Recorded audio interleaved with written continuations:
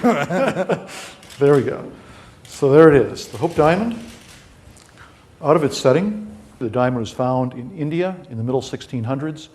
It was sold by a gem merchant named Tavernier. Through the centuries of human history, there have been some pretty crazy paranormal events that have taken place. Those paranormal events were actually something that we covered on this channel recently. But what about things? What about objects? What about stuff whose connection to death is far too strong to ignore? Number 5 on this list is the Hope Diamond. The Hope Diamond is one of the most famous jewels in the history of the world.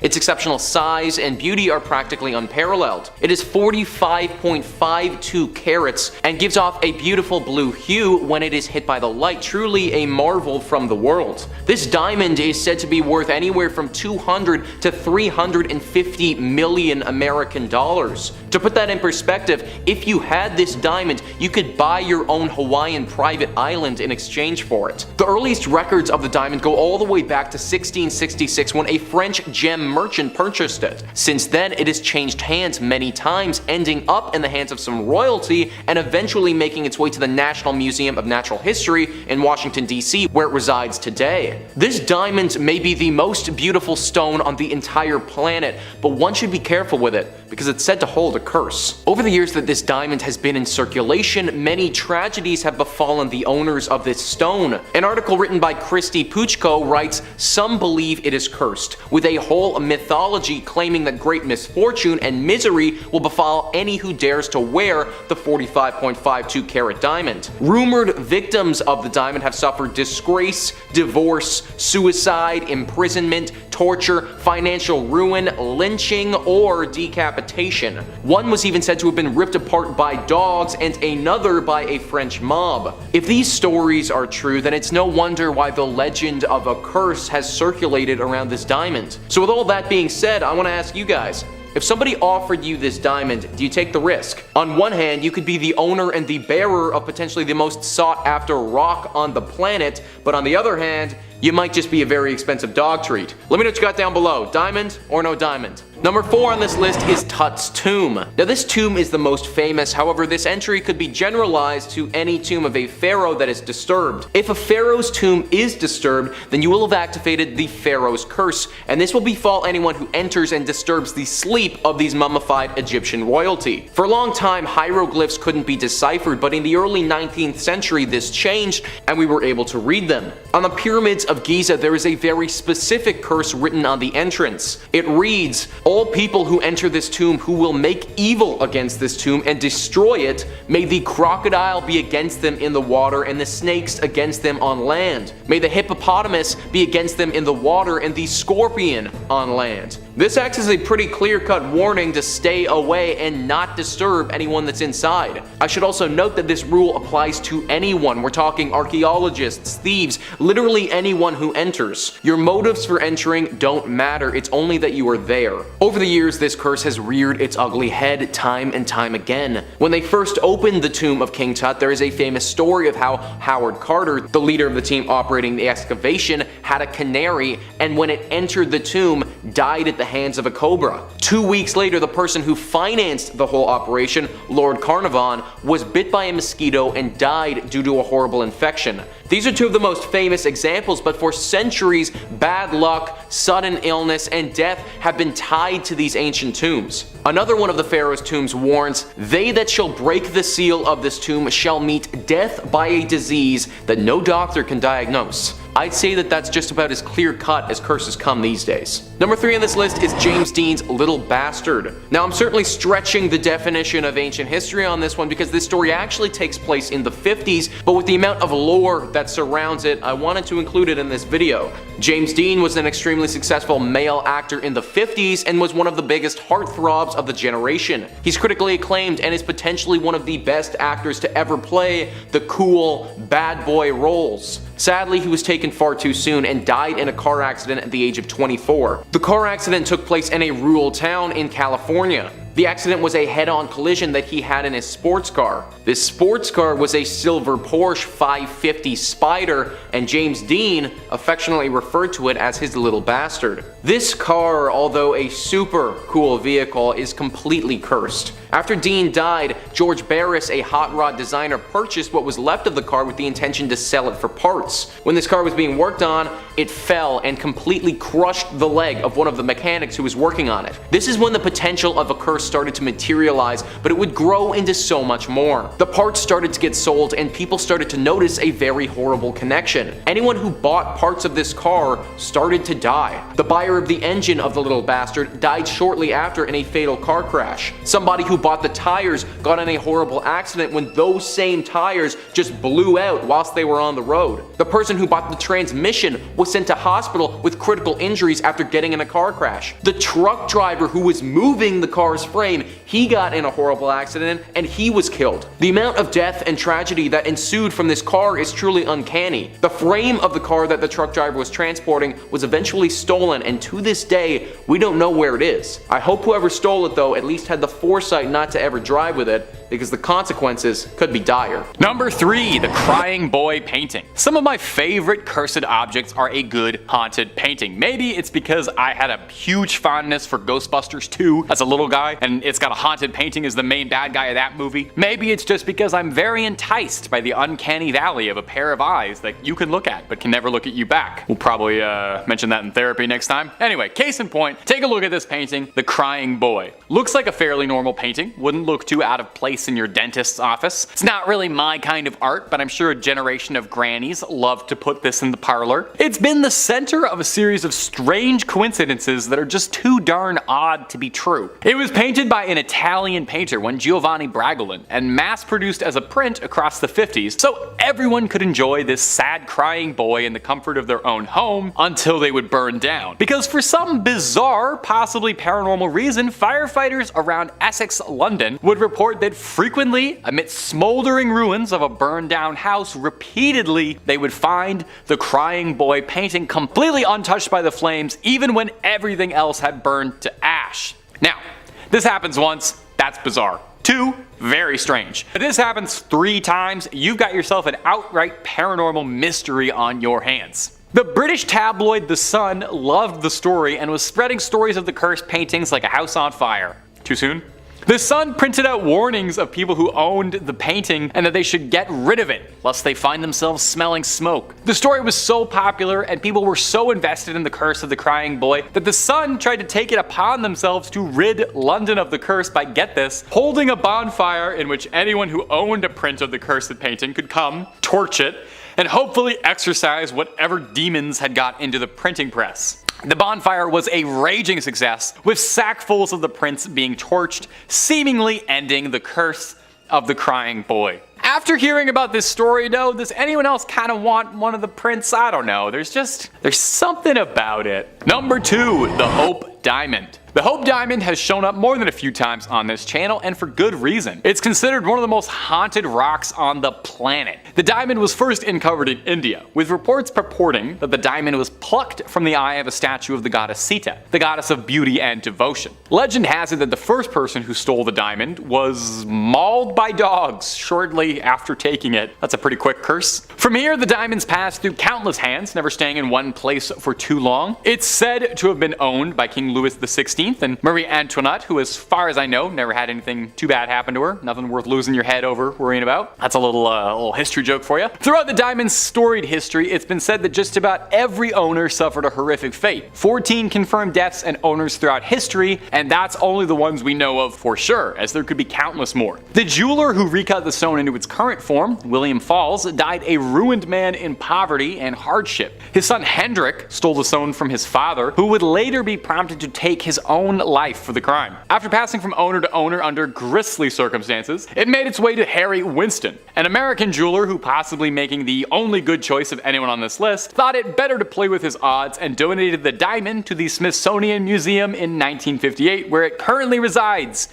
sealed away. The curators of the Smithsonian were thrilled to receive it and have said that they consider the gem a crown jewel, and that in all the time it's been in their watch, no one has suffered any ill effects. Maybe Indiana Jones was right. It belongs in a museum. That's too many Indiana jokes in one video. Too many Indiana jokes. I'm excited about the new one. I can't believe old Harrison Ford's coming back again for the millionth time. He's always coming back. Number 1, Robert the Doll. Every good list of cursed objects should definitely include one cursed doll. I know we had the Shadow Doll up there, but that was like a starter cursed doll. We got better ones. So that's why we're gonna finish up this list for today with a classic haunted doll. Dolls are just inherently a little bit scary when they're not being used for make-believe, and they're especially scary when they carry a series of unfortunate urban legends with them, like the case of Robert the Doll. Maybe you've even heard of Robert the Doll, maybe from this very own channel, maybe from this very own host, because I mentioned him in the first video that I ever did. It's all full circle. He's one of the more notable cursed dolls out there. If you're in the cursed doll community, you probably know him. Robert has been haunting for over a century. He used to be the property of one Robert Gene Otto, although he shared a name with the doll he preferred to be called Otto. Maybe because of the doll he wanted to be called Otto. Anyway, Otto received Robert as a boy from his grandfather, who obtained the doll through unknown means. Trying to trace wherever it came from has proven fruitless, as no toy company has ever been found to have produced it. Now, the young Otto loved Robert and had a very active imagination to a degree that would unsettle his parents. He would refer to the doll in first person and brought it everywhere with him, even dressed it in his own clothing. Otto would say that he would hear Robert talk to him and would see him move. Children who passed the homestead when walking by would say that they claimed that they saw Robert in the windows watching them. Otto would blame all these mishaps on Robert. Injuries, breaks, anything that happened, it was because Robert had told him to do it, or that Robert the doll had done it. And this behavior kind of understandably deeply worried Otto's parents. Otto kept Robert until the day of his death in 1974, where he then traveled from home to home, causing a path of misfortune wherever he went, until he eventually found himself in the Key West Art and Historical Society,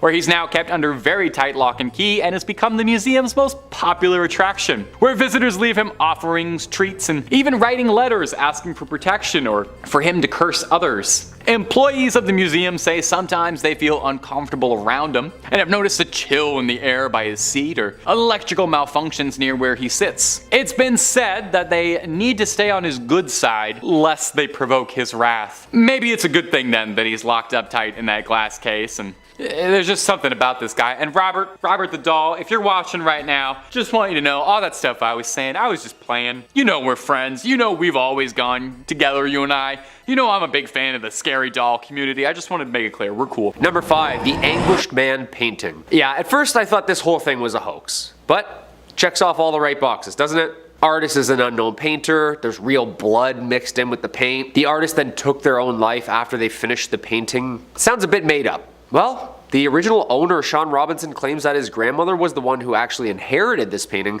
and gave it to him, saying that there was real blood mixed into this. Okay. His grandmother had claimed that the picture had always seemed to be attached to evil, and even saw a dark figure resembling a man always standing around the painting. After having strange things happen around Sean's house, he too said that he started seeing a shadowy figure, almost like a man now, standing at the bottom of his bed night after night. Sean decided to reach out to Ed and Lorraine Warren, paranormal investigators from Connecticut. He tried keeping the painting around at one point, even tried to sell it online, but for some reason it never sold. Sean said the painting became too dangerous and things were getting worse around the house, and decided to give the Warrens the painting for safekeepings. Good idea, Sean. They have the painting locked away in their basement at their home, aka the occult museum for everything haunted. The painting is kept out of sight and no one is allowed to even look at it in person, for it draws evil energy, right? What do you think? I mean, the more I look at this thing, the more it scares the hell out of me. It is jarring. Number 4, Devil's Rocking Chair. I love a good rocking chair. Something soothing about it, you know? All the motion. Very relaxing. Rocking chairs. Rocking on their own, however. No, I don't do that at all. And this one is supposed to be you-know-whose personal chair. The Devil's Rocking Chair, which was bought for $67,000 from Ed and Lorraine Warren's site, is in the care of one Zach Baggins. This guy runs a haunted museum in Vegas and purchased the chair understanding fully what it does and is. The chair, originally used in the exorcism of David Glatzel in the 80s by the Warrens themselves, a true case involving murder, and demonic possession. A true case. Some have seen a beast sitting in the chair, some have seen a dark, shadowy man. And the horrifying part, Baggins had to shut down his exhibit in 2019 because the chair was causing guests to have emotional breakdowns and episodes. One guest even passed out walking directly above the chair on the staircase. Slowly started to become a safety hazard, and Zach decided to remove the newest haunted item from his exhibit completely. Before Zach put the rocking chair in his exhibit, he said the only day it was in his home, him and a friend both had a very strange breakdown. Both of them crying uncontrollably and even speaking religious sayings obsessively. Number 3, Thomas Busby chair. I thought it would definitely be more like skulls and dolls and stuff, but it seems so far that it's pretty much only furniture holds evil spirits. How about that? Another chair. Haunted, of course, and this tale is a chilling one. Not like the others aren't. The Thomas Busby stoop chair, or also famously known as Dead Man's Chair, is said to be a cursed object from the owner himself, Mr. Busby. This hardwood, allegedly haunted oak chair was cursed by the murderer Thomas Busby before his execution hanging in 1702 in North Yorkshire, England. Thomas Busby was arrested, tried, and condemned to death after he murdered his father-in-law, Daniel Audie, in 1702. Audie and Busby were running a coin counterfeiting business. After an argument about the business, Busby killed Audie. One variation of the story has Busby cursing the chair while on his way to the execution, whereas another says he was drunk in the chair that he was arrested in and cursed it right then and there. Due to the many deaths later attributed to people sitting in the chair, the landlord donated it to the Thirsk Museum in the same town where it is having difficulty with guests sitting on top of it. It now stays hung above the floor near the ceiling where no one can even sit on it. That's good. Numerous deaths have been linked to this chair, from soldiers not returning home from war, to delivery drivers crashing their trucks hours later, to people even having strokes and heart attacks sitting in it. Death seems to be imminent anywhere this thing goes. It's been hung up since 2014 and remains there today. Number 2 on this list is King Tut's statuettes. King Tut's tomb didn't just have one cursed item, it had multiple. His burial mask is pretty widely known, but many don't know the story of 2 statuettes that also came from this tomb. These were 2 small bronze statues found inside the tomb. One of them with their hand over their heart and the other one with their hand over their mouth. Lord Carnarvon, the man who funded the initial excavation, gave these to a friend as a gift. This was meant to be in good faith and a friendly gesture, but he had no idea the trouble that they would cause. The name of the family is omitted in this story to protect their integrity, and the person who received the statues is simply referred to as James. James received these statues and brought them back to America with him, but then started to suffer the consequences. Once wildly successful, James started to lose everything: his company, his money, his family. James went through 3 failed marriages, a complete collapse of his immense fortune, and finally died of illness without ever realizing these statues were part of the problem. He left them to his grandson in his will, and the curse continued. When his grandson took hold of these statues, he was a decorated Olympian, but he also suffered a serious fall from grace.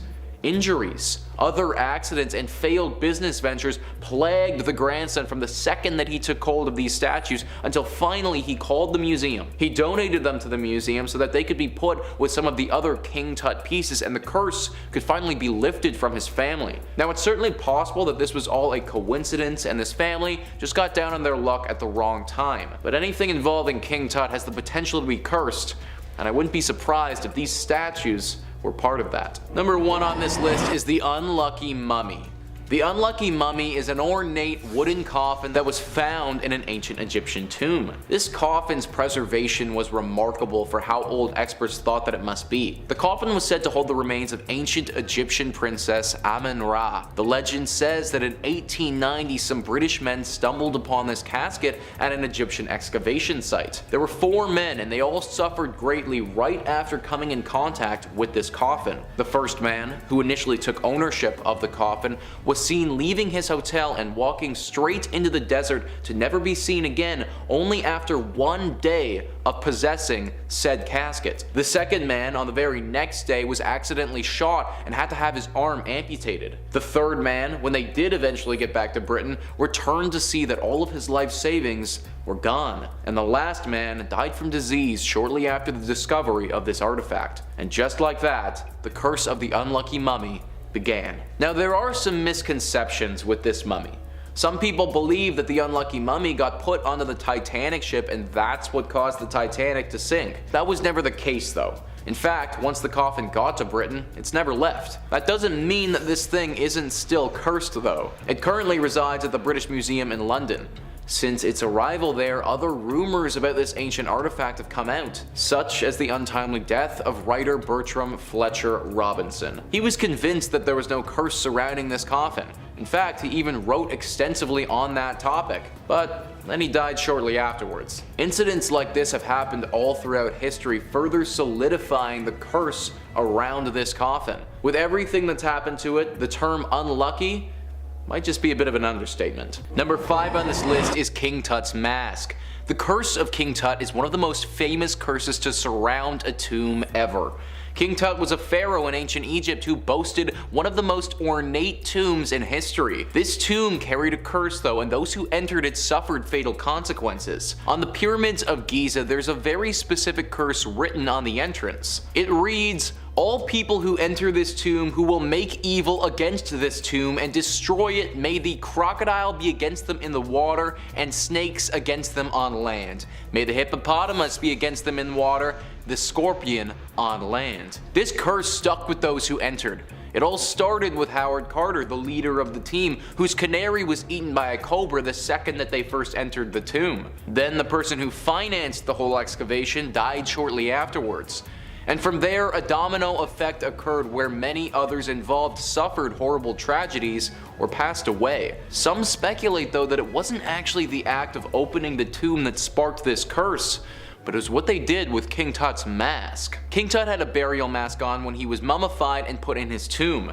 The mask is beautiful. It's meant to resemble the person it's on so that the gods can recognize him and bring him up to heaven. Inside the mask is a bunch of oils and materials that are said to help preserve the body. All of this is all well and good, but on the back of the mask is an inscription. This inscription is said to be a curse similar to the one on the pyramids of Giza. Well, if that wasn't enough, then there's a rumor this mask was broken during the excavation process and had to be reassembled when they took it back to their headquarters. Opening the tomb is already problematic, but to then break the mask of King Tut that has a curse inscribed on it, that's just asking for trouble. Number 4 on this list is King Casimir IV's coffin. King Casimir was born in 1427 into royalty. By 1440, when he would have only been 13, Casimir was named the Grand Duke of Lithuania, and only 7 years later in 1447 became the fully fledged King of Poland. He stood as the King of Poland right up until the day he died. Oftentimes, kings don't make it right up until their death, but King Casimir's success was pretty historic.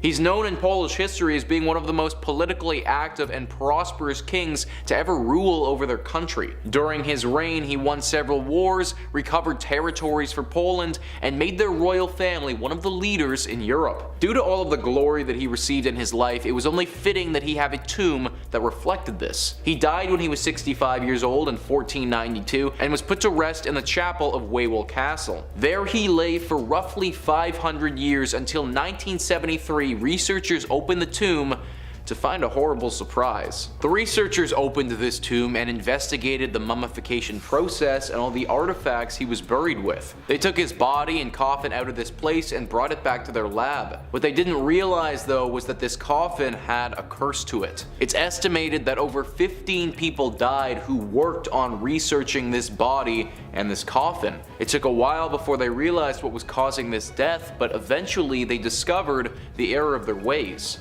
You see, the coffin was cursed, but it wasn't cursed with anything ghostly, it was cursed with Aspergillus flavus. Cursed is also a misleading word to use in this instance as well, because Aspergillus flavus is actually a pathogenic fungus.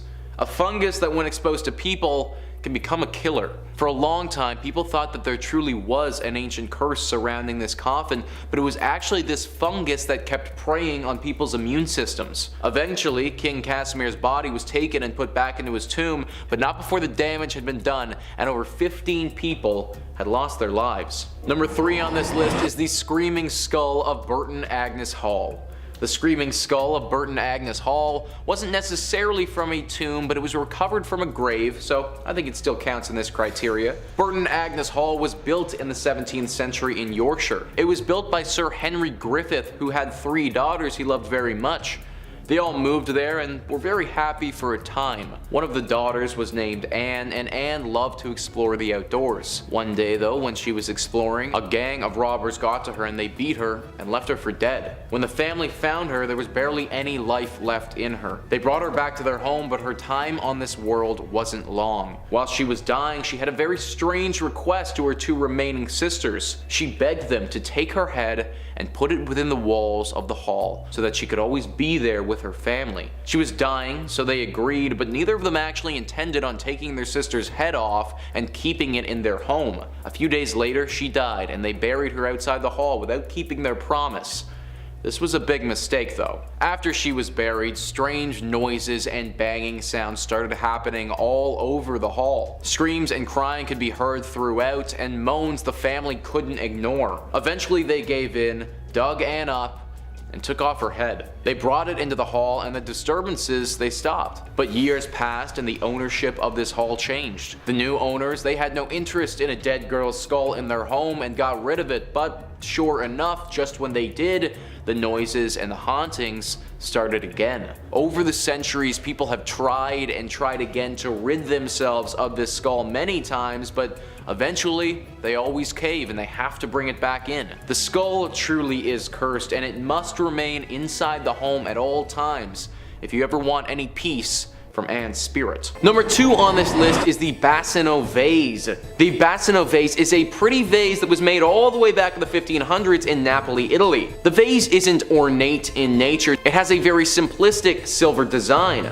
It was initially intended as a wedding present. However, it may just have been the worst wedding present that anyone has ever gifted. That's because this vase is a vase of death. Now I know that sounds dramatic, but it truly brings death to whomsoever comes in contact with it. Its initial run-in with death is when it was given as a wedding gift, and that same night as it was gifted, the bride was murdered in her home while she was holding that vase. Some people believe that her spirit haunts this vase now, or that a spirit of death has always had its clutches on this vase. Either way, it didn't stop with just the bride. At the time, the family didn't realize that the vase had anything to do with the misfortune that had befallen the bride, and they continued to pass the vase down generation to generation. However, it seemed that whomsoever was in possession of this vase would meet an untimely death soon after receiving it. After the family realized what was going on, they boxed the vase up and put a note in it that read, "Beware, this vase brings death." The vase was auctioned off in 1998 though, and the note wasn't included. It sold for $2,250, and it was the worst purchase the buyer ever made. 3 months after buying it, they died. Then 3 more deaths of the following owners were linked to this vase, until finally the original family who auctioned it off in the first place demanded that the police take it away. Since then, no one has heard anything from it, which is probably the best thing for everyone. Number 1 on this list is the Crying Boy painting. Once again, stretching the term ancient here a little bit, but it ties into World War II, so I feel like it should be counted. Giovanni Bragolini was a Spanish artist who was famously credited with making a series of paintings of crying children. He made these in the early 1950s, and they were meant to symbolize all of the poor children who became orphans due to the brutal fighting in World War II. His initial market was tourists. However, these paintings, they started to really take off in Europe, and a lot of British families grew fond of them. For years, they were nothing more than just a painting, until in 1985, when the curse of the crying boy hit the mainstream. Ron and Mary lost their home from a kitchen fire. Even though their entire livelihood burned to the ground, the painting of the crying boy that they had, it lived on. It was the one item to survive from the fire. Ron's brother Peter was a fireman, and he said that this wasn't the first time that he saw this.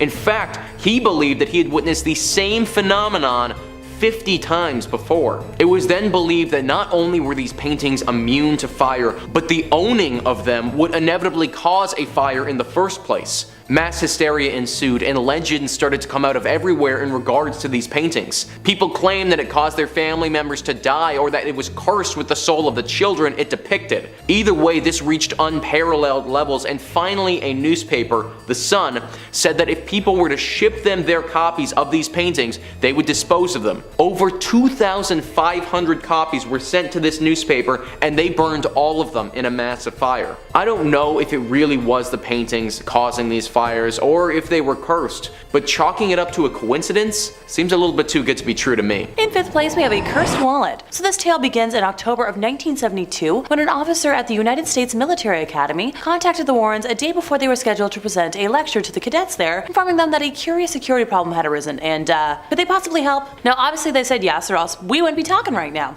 So the next day at a little past 4 in the afternoon, they entered the gates of the academy and were escorted to the office of Major Donald Wilson. So the major went on to explain how an unaccountable breach of security was occurring in the home of West Point's commanding general. Ed asked the major if he knew the nature of the problem, to which the man replied that there was a ghost in the general's quarters. So the Warrens were soon escorted to meet the general and his wife, where they were directed into a sitting room, where the general explained that, well, nothing macabre had happened. A number of curious incidents had occurred without any kind of explanation. So, some background, in the basement of that building there is a private study that at the time was kept locked and secure, but no matter how many times the bunk in there was made up, it was always found ripped apart later. Upstairs, ghosts had been seen flitting about the house. Oh, and personal belongings and other important articles were regularly found missing. The man emphasized not stolen, but just missing temporarily. Later, all these stolen items would be found upstairs, neatly laid out on the dresser in the general's bedroom. So he asked Ed if this could be, caused by a ghost, and Ed confirmed that it was indeed a possibility, and probably like a human ghosty and not a demonic spirit. Lorraine offered to walk throughout the home to try and, establish where the spirit might be present, while Ed and Major Wilson headed for the basement with the key to the downstairs study.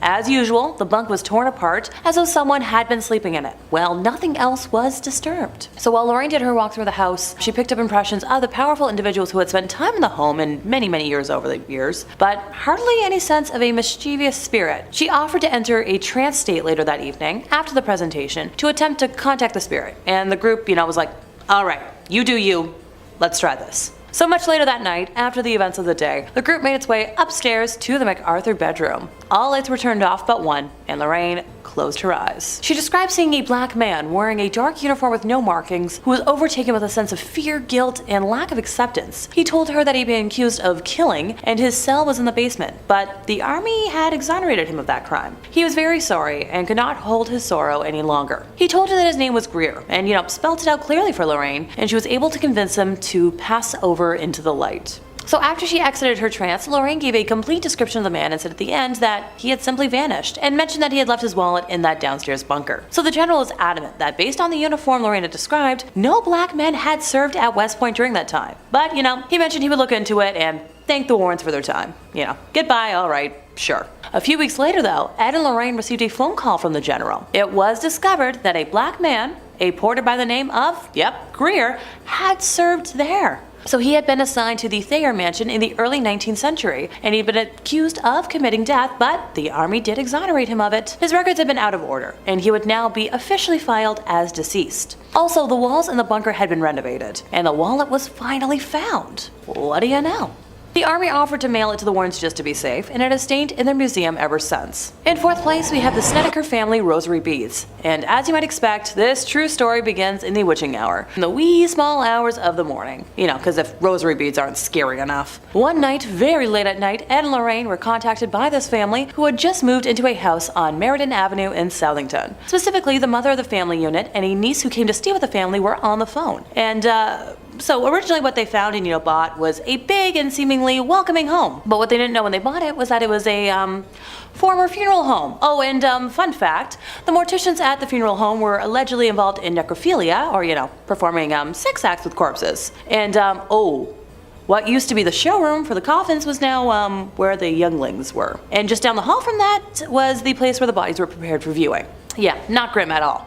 So the boys were the first to start talking about things they had seen and experienced, saying they were absolutely terrified, and the parents, chastised them at first for it, but the boys were so scared they started sleeping on the floor in the living room. Among the sounds they would hear were the sound of chains pulling the coffins upstairs, and there were no more coffins in the house. So the woman who called the Warrens were terrified, with the niece in a small bedroom in the back of the house and the covers on her bed were levitating around her like there was like a fan blowing them around. Lorraine said while the mother was on the phone with her, even more bizarre events started happening. So remember those rosary beads? Yeah, she had them in her hand, and while she was speaking, the beads were actually being pulled apart and falling to the floor. Lorraine and Ed went over the next morning with the family's parish priest, and a blessing the house seemed to do absolutely nothing to calm things down. And that's when the Warrens decided to call the bishop's office. So the church eventually sent an exorcist, which seemed to like sort of do the trick, but not before one last hurrah from whatever the heck was believed to be haunting the house, because you know, demons don't like to give up without a fight. There was this huge tree in front of the house, and half the tree, with no wind, broke off and fell on the property. The family moved the heck out of Dodge a short time later, and Ed and Lorraine kept the rosary beads that had been pulled apart, because if a demonic spirit can touch a Catholic relic, that means it's been infested with something absolutely awful, and they didn't want to risk the beads spreading throughout the world and causing even more damage. Yeah, that makes sense. In third place, we have a long black spike. So what appears to the innocent eye is like nothing but like a fence stake, perhaps left over from a construction project of sorts, actually holds a history of sadness and evildoing. Being the oldest item listed today, its history dates back to its use in like the 1700s. While the name of the witch it belonged to has been lost to time, the spike was originally used in a black mass ritual in an attempt to summon Satan himself to this world. The witch we're speaking of had attempted to curse the stake over the course of her pregnancy, hoping that it would become strong enough to take the soul of her womb in exchange for the devil. During the ritual, she plunged the stake into the flesh as sacrifice, but while it strengthened her relationship with Satan, it did not succeed in bringing him to earth. The stake was passed down as a family heirloom, bringing a feeling of longing and sadness to any that held it until it was finally acquired by the Warrens. Knowing that the museum is technically closed, I worry if any vandals break in, the damage they could do with something that looks so unassuming, but it's so dangerous.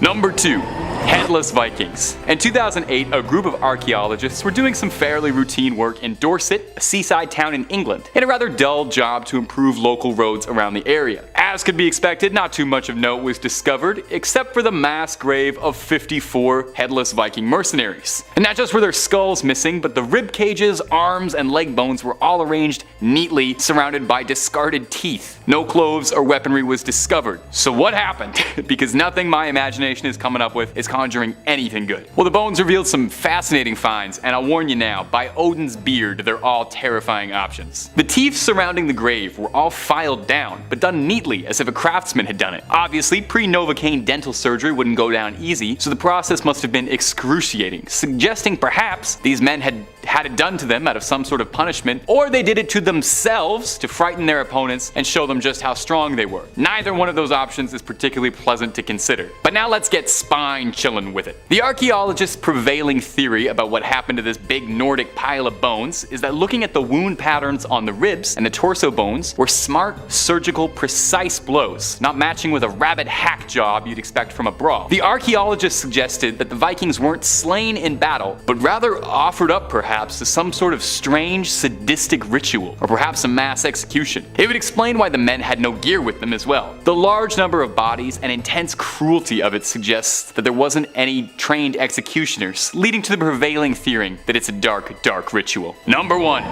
Bog people. Name one good thing that's ever been found in a bog. Need some help? There's never been one. For peat farmers in northern Europe, it's a thankless life, working in wet, muddy bogs and occasionally finding leathery preserved bog mummies. Due to the low temperatures, lack of oxygen, and high acidity of bogs, bodies found there are preserved disturbingly well. Well, preserved is a bit of a misnomer. They're twisted and rived, but they're intact, sort of. It's hard to think of these as preserved well because they look like the scariest things you've ever seen, but the process is weirdly fascinating if you're interested in looking up something disgusting. This happens all over northwestern Europe, with no one specific case to point to. It happens all over Ireland, Germany, Great Britain, the Netherlands, and so on. The bodies range from anywhere as old as 8,000 years old, preserved, to the most recent appearing to have been from the early turn of our century. Now, no one really has any idea how many of these bog bodies could be out there, and no one really knows how the unfortunate bog victims ended up in their final muddy resting spot. Some of them could possibly have just been unlucky souls who found themselves lost and fell in. But another prevailing theory is that Roman Iron Age people in Northern Europe sacrificed people to the bogs, which sounds too dark to be real, but apparently is. They would also offer people as sacrifice or as punishment for their perceived social imperfections, which may I just say I am very glad this practice isn't commonplace, because I would be cast into the bogs faster than you could say peat deposit. Number 5, the Shadow Doll. Coming up on the number 5 spot today is part of the collection owned by the late Ed and Lorraine Warren, big top 5 scary fan favorites. One of the first items you'll see when entering the Warrens' Haunted Museum is this terrifying little shadow doll made of bird feathers and real human teeth. The Warrens' son-in-law and current proprietor of the now defunct museum, Tony Spera, offers a little bit of insight on the doll, saying it was originally acquired at an antique shop where it was being sold, with the owners of the shop being none the wiser of the doll's evil. That's completely on the antique shop owner though. You come into a possession of a doll made of bird feathers and human teeth, your first instinct should not be to stick a price tag on it. You should toss it into the ocean or burn it, something like that. Spera claims that the doll's curse works by taking a photograph of the doll, and then when it develops, you write the curse that you'd like to inflict on the back of the photo, and you send that to your victim. And the person who opens the envelope and sees the doll in the photograph will invite the curse into your home. Now, probably a lot of pictures of the shadow doll behind me, or pictures of the shadow doll being interspersed in this video right now. I just want to tell you, I don't have any curses in mind. I didn't write any curses down. I don't have a negative thought inside my head, buddy. I barely have thoughts inside my head as is. If I would curse you with anything, I would curse you to always find loose change, always get texts back from your crush, and I'd curse you to always make the right amount of pasta. I'd only curse you good things. Now, the real question I have to ask about this scary shadow doll is, do you think it's jealous that it's not the most famous haunted doll in the Warrens Museum? I know I would probably have a very hard time sitting next to Annabelle all day. Everyone's coming to gawk and take photos at my movie star sister. Ugh, hard life. Nobody's gonna make any movies about me. No wonder that doll was cursing people. And if you're looking for more stories about cursed dolls, I've got lots and lots and lots and lots of those. And I've got lots of other scary things too. Aliens, ghouls, goblins, conspiracies, just about anything you can think up. I've done a video or 2 on it. So hit subscribe. Please make sure you hit that little bell as well. That means you get every one of the videos we make. But do that at the end of this video if you wouldn't mind, because I got 4 more crazy cursed objects coming up for you right about now.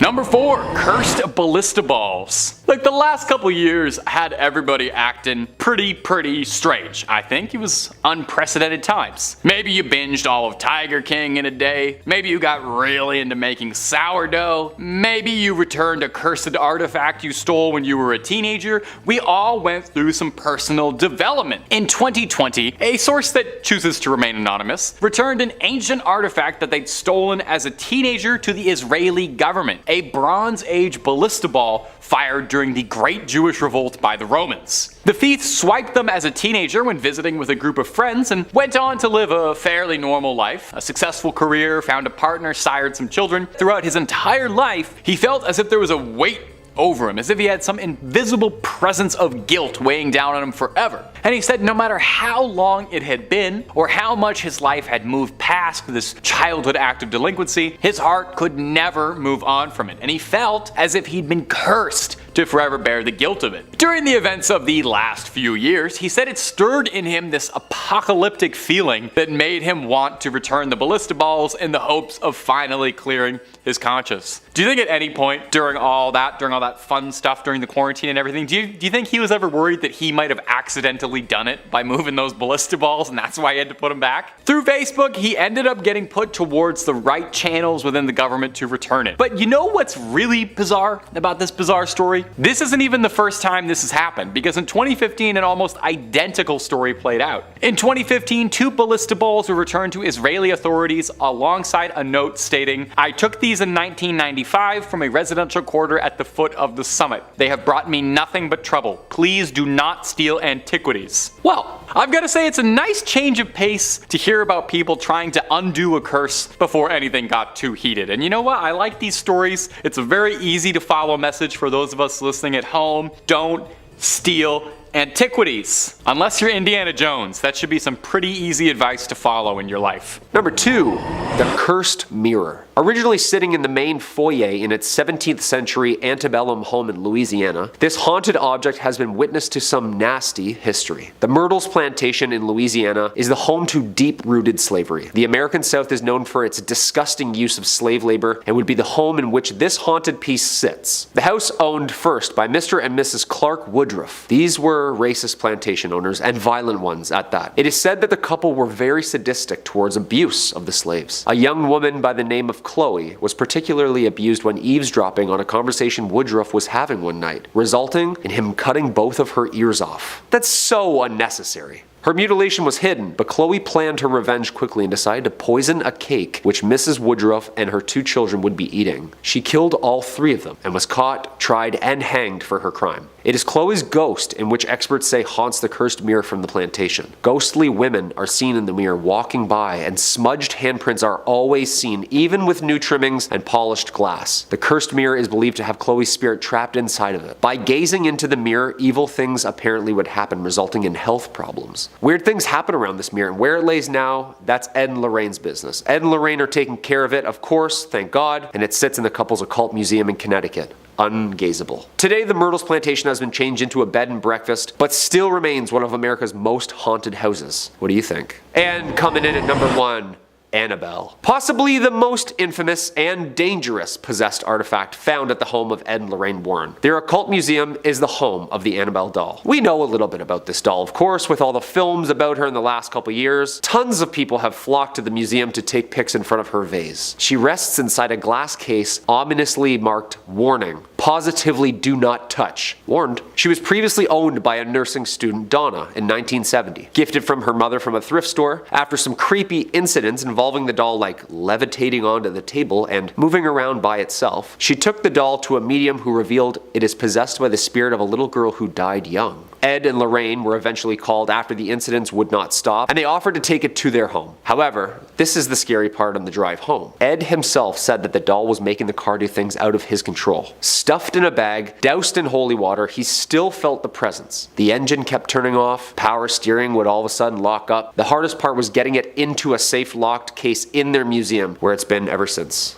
Thank goodness. The doll holds evil power and demonic possession, Lorraine says, and she refuses to even make eye contact with it. Yeah, you know it's bad when they won't even look it in the eye, huh? The museum unfortunately has been shut down since 2019, but the cursed objects still seem to be staying put. Thank goodness. Number 5 on this list is the Diebuck box. This is an evil box that tormented many people and even claimed some lives along the way. Zach Baggins writes, according to Jewish folklore, a Diebuck is a dark spirit that takes over the bodies of living people and uses them for evil. Legend has it that a Diebuck can be trapped inside of a box and prevented from causing mischief unless the box is opened, that is. Several years ago, the Diebuck box came up for sale on eBay. The seller listed a vintage wine cabinet that came from the estate of a woman who survived a World War II concentration camp. The seller, an antique dealer named Kevin Manis, claimed that the first owner's granddaughter was terrified of the box, warning him that her grandmother said it held a Diebuck. After buying the cabinet, he was plagued by a series of unfortunate events and recurring nightmares of an old hag that would brutally attack him, causing him to wake up with bruises on his body. He also experienced an overpowering stench of cat urine in his home. Tragically, his mother suffered a stroke while opening the box. Not surprisingly, he decided to get rid of it. The box eventually ended up in the hands of Missouri Medical Museum director Jason Haxton, who was skeptical about the powers attributed to the box. He soon changed his mind. After acquiring the box, he began to experience a series of medical maladies, including bleeding eyes and strange rashes. He also began to dream of being attacked by an old hag and would also awake with bruises on his body. Kevin Manis told me that while the box was in Haxton's basement, a man died there and his body was found lying next to the box. He eventually became so unnerved by the box that he reached out to scientists and rabbis who instructed him to build a wooden ark lined with 24 karat gold, place the box inside, and bury it in the ground. Now, this actually wasn't the end of the story for this box. The box was eventually dug up again and then later donated to a museum. This was after it had tormented a few more people, mind you, though. Now it's fully encased in in a glass covering, but even that doesn't stop the evil spirit from coming after people. Many people who have visited this box have reported having serious episodes in the room while they're looking at it. Whatever spirit is trapped inside this box, it is clearly an extremely powerful one. The box remains on display at the museum, but I wouldn't recommend going to check it out if I was you. Number 4 on this list is the Devil's Rocking Chair. The Devil's Rocking Chair is actually from one of Ed and Lorraine Warren's most famous case, The Devil Made Me Do It. Zach Baggins writes, the horror began in July 1980 when David Glatzel, 11 years old, became possessed by a demon. One night he woke up screaming, claiming that he had been visited by a man with big black eyes,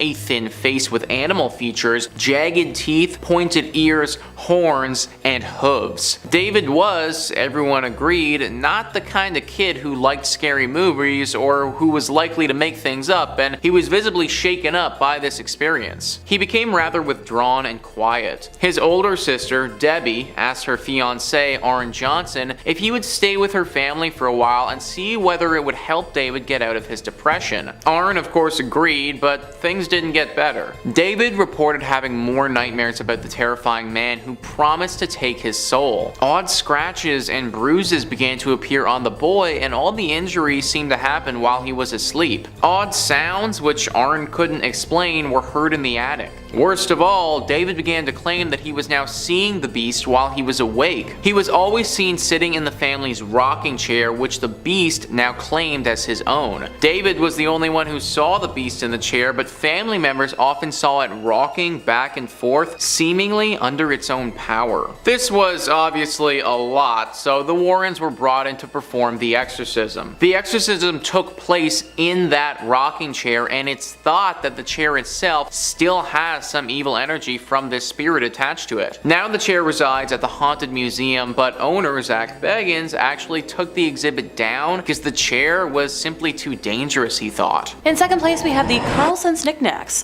So, this happily married couple in their 30s bought this old inn in New England. No big. So, Nathan Carlson traveled a lot during the week, but his wife, Alexandra, was home all the time to take care of their 2 daughters. Not long after moving in, Mrs. Carlson and her daughter began hearing footsteps on the second floor where, in the past, lodgers used to stay. During the afternoon and late into the night, they'd hear dragging, heavy-booted footsteps move across the floor above them. Mrs. Carlson's older sister, who lived nearby, occasionally stayed overnight in the house and also heard these footsteps. The Carlsons had room set aside elsewhere in the house for, live-in farm help, and these men would hear the footsteps walking in circles around their bed. Sometimes, while Mrs. Carlson would be asleep at night, she'd be awakened by the spirits in the home, which would actually yank the covers off the bed while she was, in it. She later found out that very same thing happened to the farm help, which explained why the men tended to, quit so soon after they were hired. Eventually, the infestation phenomena upgraded into whisperings that could be heard behind closed doors. However, when Mrs. Carlson or her older sister checked the room where the whisperings were coming from, there was never anyone present. Although these spirits projected words that were often audible enough to be heard, the woman could never quite identify the language that was being used. And as time went on, the harassment continued. After the missus would straighten up the house, knickknacks and other little items would never be quite where she left them. Outside the house at night, lights would be seen in the attic, although there was no electricity up there. While painting a room one day, the heat was suddenly drawn away, and Mrs. Carlson felt a hand touch her shoulder. She said she became so angry that she threw the paintbrush in the direction where she believed the entity to be, and told it out loud, "I don't know who you are or what you want, but you're not gonna get me." Oh yeah, real smart. So this phenomenon went on almost daily, since this infestation had occurred in the house a long time ago. Exact date unknown. Both the kitchen and the bathroom water faucets would suddenly turn themselves on, full force at the same time. And on occasion, Mrs. Carlson would hear 3 knocks at the front door, which, that's a sign of an inhuman presence. But whenever she'd go to the door, there would be nobody there. On the second floor, a visitor reported seeing a snake on the window ledge after hearing 3 taps on the window, yet there was no nearby tree the reptile could have climbed. Ew, snakes, nope. Oh, it gets worse. While living in the house, the Carlsons had another spawn. And one night, while the missus was watching television in the living room, she suddenly heard a tremendous, powerful explosion. When she jumped up to check, thinking, the furnace had kaboomed, she found the door to the infant's room violently torn open. Objects were still swinging and vibrating, and the temperature in the nursery was equal to a meat locker. Although the spirits in the home had evidently tried to kill the youngling, the little one managed to live through the experience. Thank goodness. However, when the spawn reached 3 years of age, Mrs. Carlson was walking past him as he played with some knickknacks from the living room, when he suddenly let go with a loud shriek saying, "You stepped on Beatrice!" So Mrs. Carlson put down the laundry she'd been carrying and asked, "Who?" To which he responded that Beatrice was his friend who told him what to do. Mrs. Carlson then told her son to ask Beatrice who she was, and after a pause, he replied that Beatrice had told him to tell her that she's a witch. So the mom took away the items the boy was playing with and almost sent him into hysterics in the process. She tossed him into a basket in her bedroom closet, somewhere the boy was forbidden to go without her permission, and didn't really think about it until later that night when she was in bed by herself and saw a large black form in the room with her. She described the entity as being, blacker than the blackest night, moving slowly around the room, freezing her with fright. I swear I'm not a poet. Before the black mask went away, it transmuted into a globe of synthetic light about the size of a basketball, while producing a deafening roar, which she compared to a blasted furnace. This went on for many nights until the Warrens were called in, and like many other times I've mentioned today, took a tour of the home, blessed it, and realized the knickknacks were directly tied to the entity. Now, they've never described them in detail, so I don't have any clear photos to discuss today, but I'm assuming they're around the size of action figures if a 3-year-old was able to play with them. In first place, we have Bathsheba's jewelry box, so this is probably the most famous case on today's list. In January of 1971, the Perron family moved into a 14-room farmhouse in Harrisville, Rhode Island, where Carolyn, Roger, and their 5 daughters began to notice strange occurrences almost immediately. So this started with events that most of us probably wouldn't even register. Carolyn would notice that the broom went missing or seemed to move from place to place on its own, and the young girls of the home began to notice spirits around the house. Carolyn then brought it upon herself to research the history of the home and discovered that it had been in the same family for 8 generations, and that many of them had passed under mysterious or horrible circumstances. The most haunting spirit of the home is that of witch Bathsheba Sherman. Being fairly well off, Bathsheba and her husband Judson had a son, Herbert, born when Bathsheba was about 37 years old, and while the couple gave birth to 3 others, they were unable to survive past the age of 7. One of the passings of a neighbor's ward in her care drew public attention during a post-mortem examination, when it was determined that the fatal wound was caused by a large sewing needle that had been impaled at the base of the skull. It's believed Bathsheba took offense to Carolyn moving into what she considered her home and wanted to take back that control. So the most notable incident overall was one afternoon when Carolyn said that she had been lying on the sofa and out of nowhere felt a piercing type of pain in her calf, and then the muscle began to spasm. And upon examination, she noticed a puddle of redness at the point of impact. She checked for bees or anything else that could have caused the puncture in her leg, but found nothing. In her daughter's book, Andrea Perron describes the wound as perfectly circular, as if a large sewing needle had impaled her skin. Now, if I were to summarize the entire hell the Perron family endured for the decade they lived in what they referred to as the Old Arnold Estate, we'd be here for an hour. But during one of the last instances, the Warrens were called in to help the ailing family, and they removed a box from the home after thoroughly blessing it, believing that it was acting as a conduit for Bathsheba's demonic energy to affect the home, this being the jewelry box. Number 5. The organ. Music is the basis of every good horror movie, isn't it? Music playing from the other room by itself? Yeah, that scares the shit out of me. When I forget my Bluetooth is on and I hear the music from the other room, my heart skips a beat. And there's some Shakespeare sonnets on there, so it sounds like some dudes in the other room just talking to me in Old English. Well, there's actually an instrument that plays by itself, apparently, every night around 9 p.m. Unless it has priests bless it to keep it only wood and ivory. Apparently it likes to play a little number or two from the other side. Residing in the Warrens Occult Museum in Monroe, Connecticut, Ed Warren, the husband of the famous demonologist duo, apparently likes his classic music. Well, not live, I should say. He obtained the organ apparently after authorities cleaned out a haunted house owned by Reverend Eliakim Phelps in Stratford, Connecticut. Somebody from the authority at the city of Stratford reached out to Ed asking him if he'd be interested in obtaining a musical instrument in which needed some special handling. Nothing like a dusty old haunted organ, like the old hockey games and churches organs, Apparently one night Ed was woken up by the sounds of the chords of the organ being played. It was late at night, so naturally Ed thought maybe someone had broken in and was fiddling downstairs with the instrument. Ed went down to check it out, and as soon as he entered the museum where the Warrens' haunted items are kept, the organ would just stop. Yeah, creepy. And also annoying. Why do ghosts always do that? It's so trickster of them, This would happen over and over and over again. The organ finally stayed quiet semi-permanently when after the Warrens asked a priest to bless the organ on a regular basis. Apparently it needed to be continuously cleansed or else the mysterious pianist would start their eerie tune again. Yeah, organs have to be the scariest instrument on this planet. So Halloween-y sounding, you know what I mean? And so Dracula-ish. Toccata in D minor, just Number 4, the wedding dress. Your wedding day is supposed to be the happiest day of your life, isn't it? Dressed to the nines, till death do us part, cake smashed into your face, yada yada yada, and of course, that iconic wedding dress, Yeah, it's tradition. So what's this wedding dress doing in the Warrens Occult Museum then? Well, the official story behind the white gown in the Occult Museum is that of the White Lady of Union Graveyard.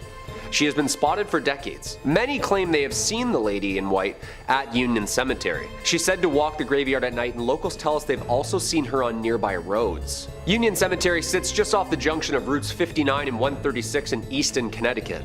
The legend goes, it's the home of a spiritual entity that allegedly walks the property.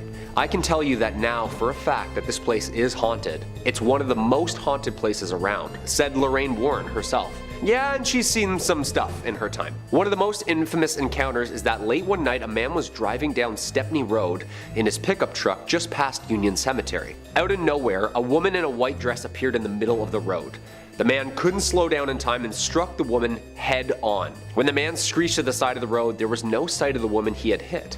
Apparently this happens more often than you think on that road. Whoever she was, apparently the couple has her dress locked in the Museum of the Occult Finds and deems it spooky enough to leave it alone. Number 3 on this list is the Hope Diamond. Don't get me wrong, guys, I would love to have this thing, but I just don't know if the juice is worth the squeeze here. Google Arts and Culture says, one of the most famous diamonds in the world, the Hope Diamond, originated in the Kolar mine in Andhra Pradesh, India. According to legend, the stone is cursed and brings misfortune to anyone who owns it. The curse is said to have come about when the original diamond was stolen from the eye of a statue. The thief met a grizzly and kick-starting a pattern of misfortune for all those who possessed the diamond. Over the years, owners of the Hope Diamond have befallen fates including death by murder, execution, they've taken their own lives, bankruptcy, and imprisonment. Thankfully, the curse seems to have been lifted when the diamond was donated to the Smithsonian in 1958. Now, I don't really buy into the fact that this curse is lifted, in my opinion. Like, literally, if you own this diamond, then you die or someone you love dies. That's what's happened throughout history. In the best possible case scenario, you just get hit with like horrible luck and lose all your money or some other horrible thing. There just really isn't any good way to spin this. Owning the Hope Diamond is pretty much a horrible idea. Number 2 on this list is the Unlucky Mummy. Do not get on a boat if said boat is also carrying this mummy. Google Arts and Culture says the Unlucky Mummy isn't actually a mummy, but the mummy board or coffin lid of a high-status woman who lived in around 950 to 900 BCE. Discovered in Thebes in the 1800s, the 4 young Englishmen who first purchased the mummy all died in unfortunate circumstances. Rumors of the curse soon spread, and in the early 20th century, journalist William Thomas Stead wrote an article on the jinxed artifact. Stead went on to be one of the passengers on the doomed Titanic. It's said that he told stories of the curse in the run-up to the disaster, with many believing that the mummy itself caused the ship's watery end. Today, the Unlucky Mummy is on display in the British Museum. The Titanic was supposed to be unsinkable. Enter in the Unlucky Mummy, and boom, now the unsinkable ship goes down. Maybe it's a stretch to say that this thing caused the literal Titanic crash, but I can at least guarantee that it probably didn't help. At least this thing is now locked up in a museum very much on land and not connected to any boats that I know of. And number 1 on this list is the Hands Resist Him painting. I'm all about having some cool, groundbreaking art, but this painting definitely crosses the line. The lineup says there is no doubt the painting is disturbing. It shows a young boy standing next to a girl doll with hollow eyes and a sad, downturned mouth. The doll is holding a strange device with wires coming out of it. The eeriest part of the painting are the many disembodied children's hands reaching toward the boy through the glass panels of a door just behind him. But even more disturbing than the painting itself are the stories of what has happened to people who come in contact with it. A few years after the painting was sold, the art critic Henry Seldes died. Then the gallery owner died. Then in 1984, John Marley died. The painting disappeared, not surfacing again until 2000 in a bizarre posting on eBay. The new owners were trying to sell it because they said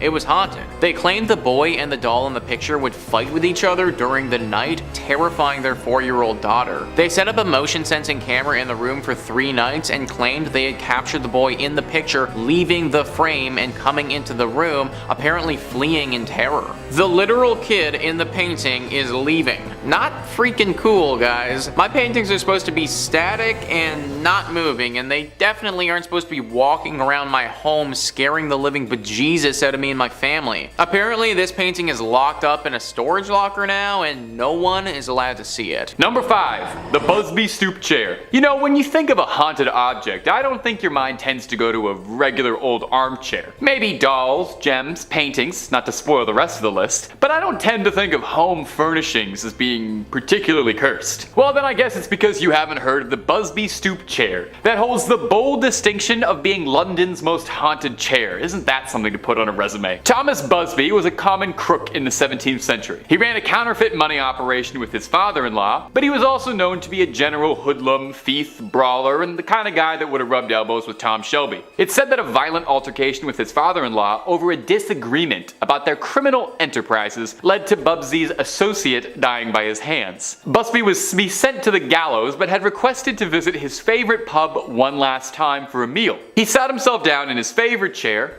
ate his dinner, and claimed that if anyone ever sat in his chair after his death, he would make sure to haunt them. He would be hanged the next day. It would seem that his claim would prove to be true, because in the years since Busby's passing, the chair did bring mysterious misfortune. The first striking occurred in 1894, when a chimney sweep sat in the chair with a friend one evening and heard the story of the Busby haunting. He thought nothing of it, and after leaving the bar, passed out in the street. The next morning, he was found hanging from the gallows. During the Second World War, airmen used the pub as a hotspot, and the rumors began to sprout again about the Busby chair being haunted. An urban legend of an airman who sat in it and crashed his plane the next day was whispered in the wind amongst men. The owner of the pub, worried about the evil contained within a chair, rightfully so, eventually donated it to the Thirsk Museum in the UK, where it's hung 5 feet off the floor from the ceiling, just to ensure no one ever makes the mistake of trying to get too comfy in that cursed chair. And my ghouls and my goblins, if you'd like to hear more scary stuff, you don't have to go anywhere at all. Click through for hundreds of videos about cursed objects, aliens, cryptids, creatures, ghosts, ghouls, goblins, and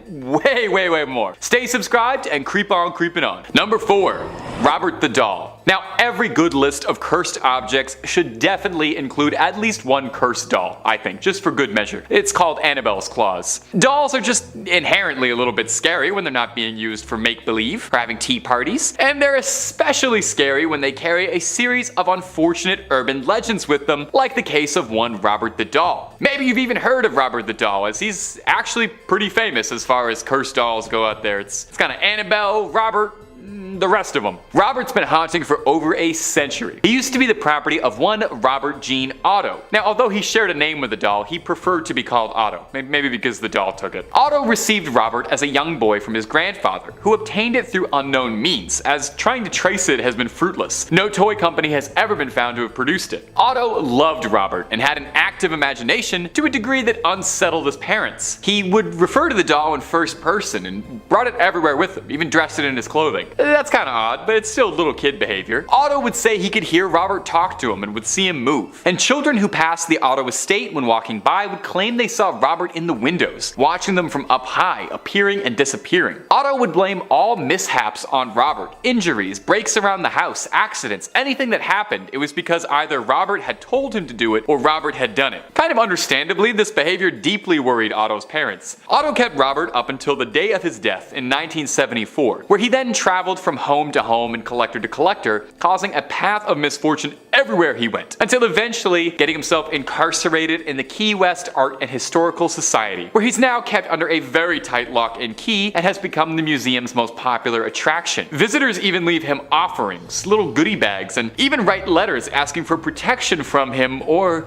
a little aid cursing others. Employees of the museum say that sometimes they feel uncomfortable around him, and have noticed the chill in the air by his exhibit or electrical malfunctions near where he sits. It's been said that they need to stay on his good side lest they provoke his wrath. So I just want to throw this out there, Robert. I've always been a huge fan of all that you do, and that little sailor outfit is just chef's kiss. That looks great. Great on you. Matches your hair. Number 3, the Crying Boy. I love a good haunted painting. Maybe it was just because I had an odd fondness for Ghostbusters 2 as a kid, and a haunted painting centered pretty prominently in that. Maybe it's just because I'm enticed by the uncanny valley. I love a pair of eyes that you can look at but can never look at you back. Case in point, Take a look at this painting, The Crying Boy. Looks like a fairly innocuous painting, right? Wouldn't look too out of place in your dentist's office. It's not really my scene, but I'm sure a generation of grannies have loved to put this above the fireplace. It's also been the center of a series of strange coincidences that are just too odd to be true. It was painted by an Italian painter, one Giovanni Bergolin, and mass-produced as a print across the 1950s, so everyone could enjoy hanging this sad crying boy in the comfort of their own home. Wow, that sentence out of context is crazy. Now, they would enjoy this painting in the comfort of their home until it would burn down, because for some bizarre, otherworldly reason, firefighters around Essex, London would report that frequently, amidst smoldering ruins of a burned down house, repeatedly they would find the crying boy print completely untouched by the flames, even when everything else had burned to ash. Now, once is bizarre.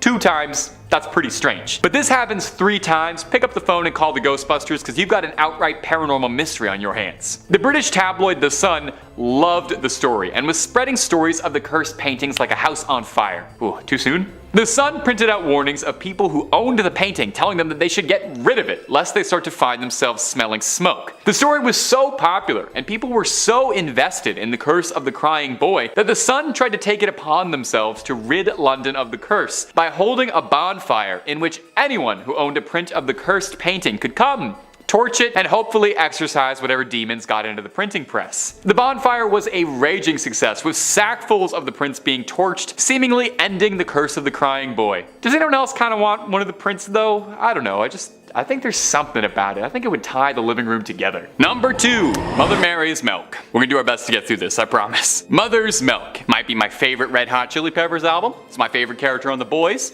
and it might just be one of the oddest relics on a series of odd relics that's all the way to part 3. Took a lot of restraint to not put this in the first 2, but we're on part 3, so here it is now. As incredibly odd as it may sound, the Virgin Mary's Milk is considered a relic of the Catholic Church. I hope they've been keeping that in the fridge, lest it spoils. Does holy milk spoil? Is everything I've said in this video profoundly heretical? There is a church called the Church of Milk Grotto, built outside Bethlehem. The history goes that the Madonna and Child had taken refuge in this cave, and while she was feeding, milk spilled outwards and blessed the stone of the cave, turning it completely white. Now, the church serves as a popular shrine for women who are struggling with fertility, who hope that the lasting aura and presence of the Virgin Mary will bless them. There's a legend that goes with it. Saint Bernard, the saint, not the big dog that has his tongue hanging out, was devoted to the Mother Mary. And one day, he was praying at a statue of the Madonna, and he asked it to give him some sign, some proof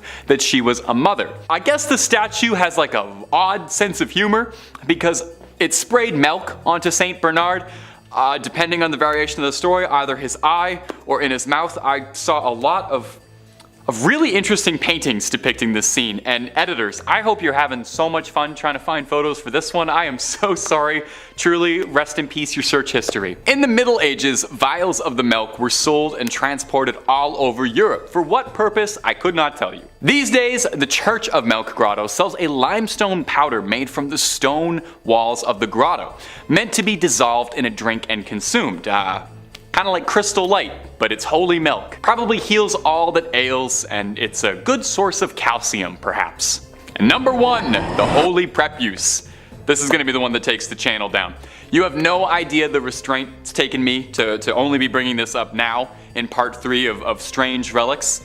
This is probably the strangest relic of them all. We'll do our best to discuss this with reverence and also somehow figure out how to stay within content guidelines. Editors, best of luck. When Jesus was born, on his 8th day, a small piece of his skin was removed in a traditional ritual performed on Jewish men when they're born. Okay? Are you sort of following along with what I'm saying here? This particular part of the body that I can't quite mention that was removed at birth was an immensely holy relic to the Catholic Church called the Holy Prepuce. Now, the very bizarre part regarding the history of the Holy Prepuce isn't just that it exists at all, it's how much trouble one bit of skin would cause. You see, the prepuce first pops up in the year 800, when Charlemagne gave it to Pope Leo III on December 25th, making it one of the oddest Christmas gifts ever given in human history. From here, it stayed until 1527. Now, when Rome was sacked, a German soldier stole the prepuce and tried to keep it for himself until it was eventually recovered again and became the centerpiece of the village of Calcutta, where it was seen as the most exciting thing to happen in a while. It was like a celebrity showed up to the village. It was this great, big, important deal. They had a part of the body of the Savior. All manner of miracles were reported to have been the result of the holy prepuce. However, several other churches, villages, priests all claimed that they had the true holy prepuce, and any other ones you might have heard of out there were false. This problem became rampant, and in the early 1900s, the church wanted to wash their hands of the holy prepuce entirely and outright forbade any discussion of it in church matters. It was actually an excommunicable offense to so much as bring up the prepuce, meaning this video is pure heresy. In 1983, the prepuce was stolen from the church in Calcutta. Where is it now? Where did it go? Absolutely no one knows. No one's fessed up. You know, if you took it, I think now's a good time to just admit you did it. But if they're ever looking for a plot line for a third National Treasure movie, I have an absolutely amazing idea for something Nicolas Cage could steal. Number 5, St. Clair's fingernails and her hair. Now, some people say that fingernails and hair continue to grow after the body passes away. This is commonly repeated, but actually not true, because rather it's the skin around the fingernails retracting that gives the illusion that the fingernails are still growing.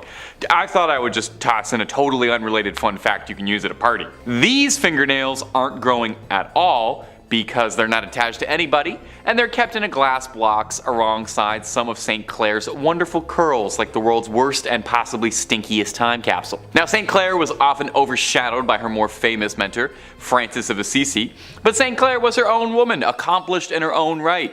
She founded her own order of nuns, the Poor Clares. Inspired by Francis's teachings when she was a teenager, she renounced the world and founded an order based on the ideals of extreme poverty and contemplation. I should probably look into this order because being extremely broke and contemplating being extremely broke is about 99% of what I do. The order spread popularity and houses of Poor Clares were established far away from her home convent in Assisi. Now, it's said that part of what made St. Clair's decision to give up the worldly life so inspiring was that not only was she blessed to be born into a family of great wealth, but oh va-va-voom, St. Clair was a real stunner. Now, you know, the depictions we have to work with may not look like much, but they called her the first Jenner for her luscious lips and flowing locks. As proof of her devotion, Francis trimmed her beautiful, extravagant hair as a physical manifestation of rejecting her former vain existence. As you can see, I'm not quite there yet. I'm still quite happy with my vain, disgusting hair. Now, someone down the line managed to get a hold of St. Clair's hair and fingernails. Maybe they were just sweeping the barber room floor. These treasures, for lack of a better word, were kept and encased in a reliquary at the basilica named in her honor. This also contains a rock crystal flask with her fingernails. Really not sure why anyone felt they needed to keep that. I'm not sure how holy these are, but hey, I'm not a saint or a bishop or a pope or any of that stuff. I'm just a YouTuber and I'm barely that even. But if you want to hear more of me narrating some of these strange and peculiar parts of the big globe we share, Top 5 Scary is the place to be. We got a little something for everyone. So make sure you click on through, like this video, subscribe, and hit that little bell, and we can keep on bringing you screams every single day, twice a day, and then some. But do that at the end of this video, okay? We got way more weird Catholic relics coming up for you. Number 4, papal hearts. You know, they say some people wear their hearts on their sleeves, and some people collect 22 hearts in marble urns inside a beautiful reliquary. We all have our hobbies. We all collect things. Just make sure those hearts are still in their original packaging, otherwise, you know, they're totally worthless. Well, these aren't just regular old hearts. These are the hearts of 22 former popes. Obviously, they're former popes if their hearts are, obviously. At the Church of Santi Vincenzo e Anastasio a Trivia.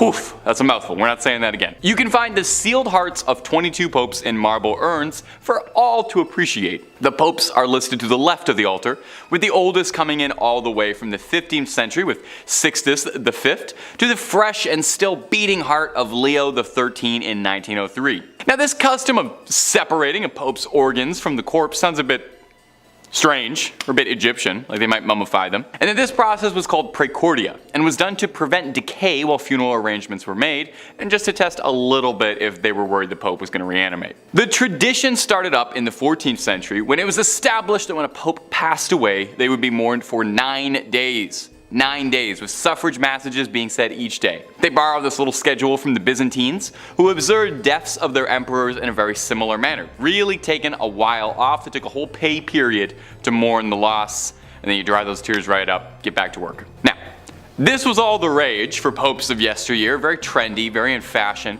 But Pope Pius X in 1914 had a change of heart when he expressly forbade it in his burial and will. He said, "Don't do any of that weird stuff to me." Those were his exact words, if you can believe it. Now since then, his successors have all agreed and have all done the same. But who's to say? I feel this could be coming back in fashion. Pope Francis, how you feeling? You gotta listen to your heart on this one. Number 2, the tongue of Saint Padilla. Did you know your tongue is made up of 8 muscles? Maybe you didn't.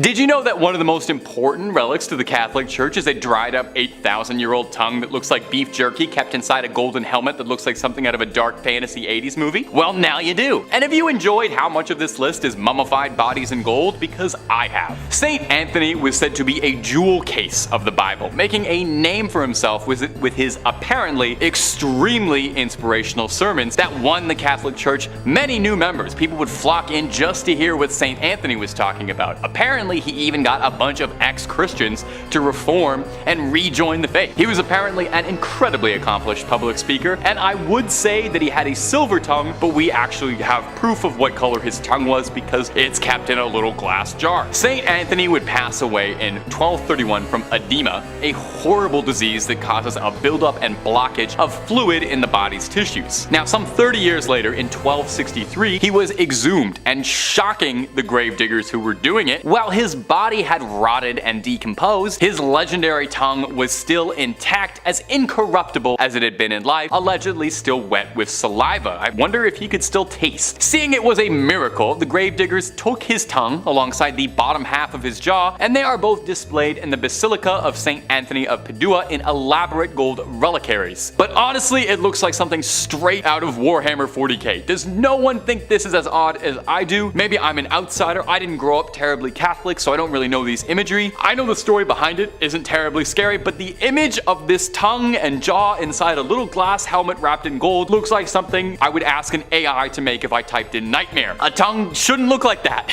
And I feel like a jaw shouldn't look like that either. Am I alone in this? Am I weird for thinking this is weird? You let me know down below in the comments if maybe I just lack context on all of this. And number 1, Camillus de Lellis' heart. Camillus de Lellis was a man with a big heart, full of love, never ending in generosity. We know just how big his heart is because it is kept in a glass jar and it is salted to preserve its legacy. Whoa. Camillus started out pretty humble, born in 16th century Naples. He would later become a soldier until a brutal gambling problem would end up overtaking his life, leaving him in rags, driving a donkey cart, but he knew that a far better life was out there. Eventually, he was urged by a friar to explore the lighter side of his soul, and eventually someone was able to pierce his heart, both figuratively and later literally, and persuaded him into seeking divine retribution. Camillus would devote his life to providing for the ailing, but tragically, and perhaps unsurprisingly if you spent all your time around sick people before modern medicine, a lifetime of caring for the sick led to him also becoming gravely ill,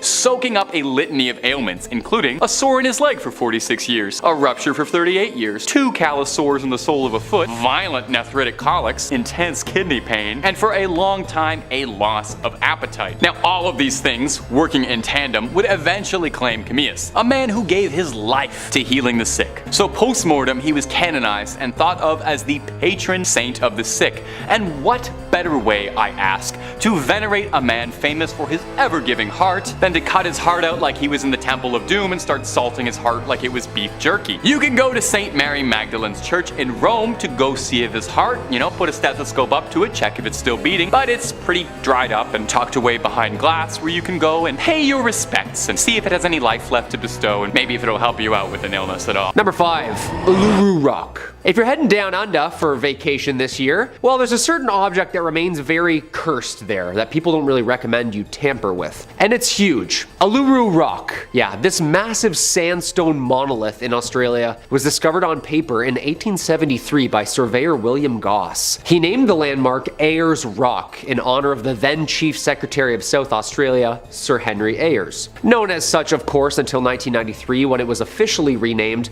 to Uluru, honoring the title originally given to the Anangu First Nations peoples, to whom the site is sacred and, more importantly, home. This thing is strange. First off, this place is highly sacred, stumbled upon by the First Nations people of the northern Aussie area for who knows how long. This site has been known over the eons to have strange powers though, i.e. any tampering, stealing, defacing, or slandering the megalith is a sure way to test your luck against, well, the universe. This place shouldn't be messed with. One man stole a chunk of rock from the monument and experienced so much bad luck that he actually drove 3,000 kilometers to return it in person, in an attempt to rid himself of the karma he believed was attached to him. The chip was returned 40 years later. The largest piece of rock that was ever returned back to the site weighed more than 70 pounds. Yeah, this is serious stuff. First off, how the hell did you sneak that off the site? Like, did he just back his truck up to it like, yeah, just chip that big rock off, put it all in. He apparently wrote, "Dear Australia, I am so sorry I took this piece of Uluru. I wanted a piece of Australia to take home with me and this was the wrong thing to take. I hope Australia can forgive me and welcome me if I ever come back. Signed, an unwise traveler." Yeah, the reason they advise visitors not to take anything is the paranormal omens connected to said rock. Also, this is a giant rock we're looking at, like only a tenth of its mass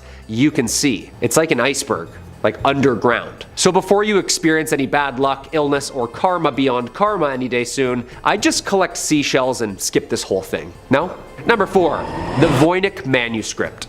As always, if you like what we do here at Top 5 Scary, make sure to hit that like button down below or comment down below which archaeological find you know of that has impending doom upon the discoverer. I love this stuff. It's scary beyond all belief, but it's interesting. We're all about it here. And speaking of, so apparently there's a giant Italian Renaissance-ish folio called the Voynich manuscript. It's named after Wilfrid Voynich, a Polish-Lithuanian book dealer who purchased it in 1912. Yeah, we don't really know what this thing is. One thing it most certainly is would be the most bizarre and mysterious book of all time.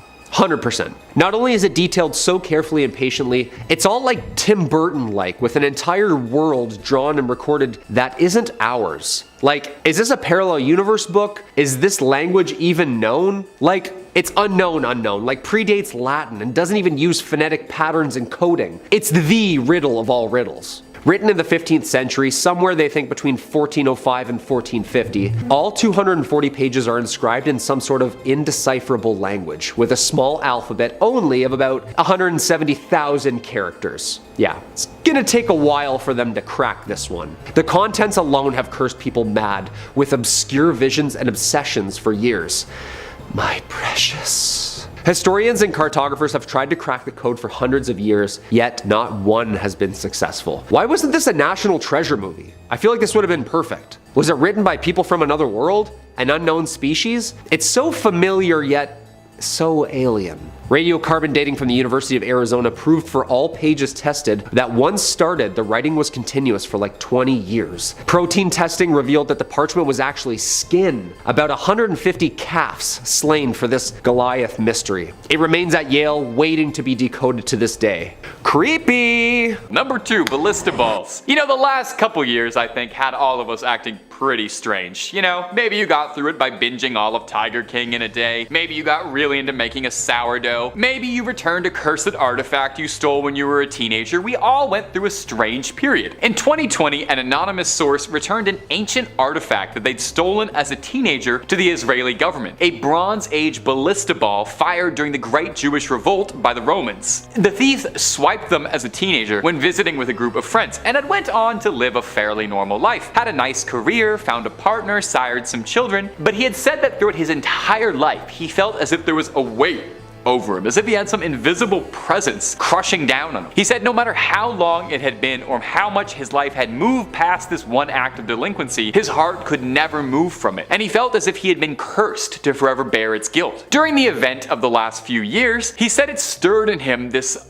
apocalyptic feeling that made him feel like he had to return the ballista balls in hopes of finally clearing his consciousness. I hope he didn't think he did all that. Through Facebook, he ended up getting put towards the right channels to return it. But you know what's kind of bizarre? This isn't even the first time that someone's returned a pair of cursed ballista balls, because in 2015, an almost identical story played out. In 2015, 2 ballista balls were returned to the Israeli authorities anonymously alongside a note saying, "I took these in 1995 from a residential quarter at the foot of the summit. They have brought me nothing but trouble. Please do not steal antiquities." Well, I've got to say it's a nice change of pace to hear about people trying to undo the curse before things got too irrevocable. And a pretty simple, easy follow message for you kids at home. Don't steal antiquities. Unless you're Indiana Jones, that should be fairly easy for all of us to follow. And finally, number 1, the Black Prince's Ruby. The Black Prince's Ruby was once thought to be the biggest ruby in the world. Unfortunately though, upon closer inspection, this mighty ruby turned out to be an imposter. A spinel disguised as a ruby, a mineral known as the Great Imposter. Perhaps then that it's fitting that this accursed gemstone's legacy began with a story of deceit. Prior to being the crowning jewel in the imperial state crown of the UK, the Black Prince's Ruby first appeared in the 14th century, where it was owned by Abu Sa'id, who was the last Sultan of Granada. Little history lesson for you, so don't fall asleep too much. In the late 13th century, Granada was losing a war to King Pedro the Cruel, who historically was not known to be nice, you know, given the title. The Christian kingdom of Castilla was taking more and more of Said's territory, and so to arrange a peaceful end to the war, the Sultan had requested an audience with King Pedro in Castilla and arranged a meeting, and they came to an agreement and the Sultan was welcomed. When the Sultan and his arriving party thought they were welcomed as guests, they were surprised to see King Pedro welcome them with drawn swords. He was King Pedro the Cruel, after all. I don't need to tell you what happened next, but King Pedro stripped the jewel off of the Sultan's corpse. Soon after, King Pedro found himself in a new war against his brother Henry of Trastamara for Castilla's throne. King Pedro commissioned the Black Prince Edward of England for aid, and as payment for his services, gave him the ruby, where it would get its name, the Black Prince's Ruby. Edward would return home to England, but Pedro would fall in battle to his brother. Edward the Black Prince would die slowly and painfully from a disease before he could inherit the throne, giving the ruby to his son Richard II. Richard would become king, but he was taken out by Henry IV, who took the ruby as well, who then passed from a slow illness, giving the ruby to his son Henry V. This is the worst thing to re-gift possible. It would pass from a lineage of kings until eventually finding its way to the Tudors, and then eventually after that, finding a permanent home in the London Tower, amidst the crown jewel collection, where it's been sealed away, never to be claimed again, because just look at the history of this thing. This is not something you ever want to unwrap. Number 3.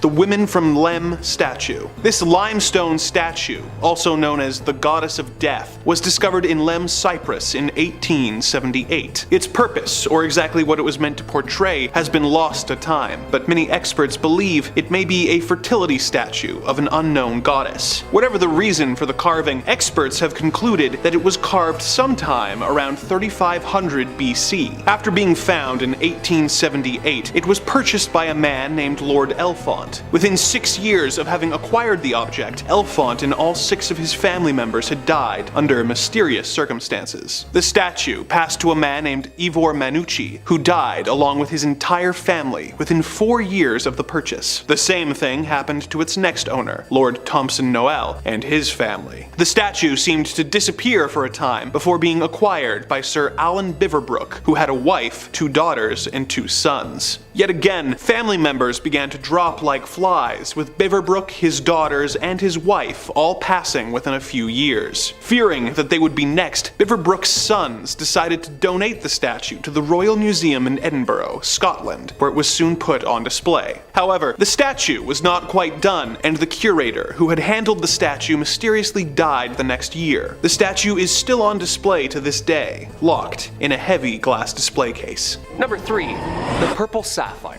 Well, not really a sapphire, but actually an amethyst. The spiky purple quartz looking thing. Hey, who said that haunted to hell items can't be precious and beautiful?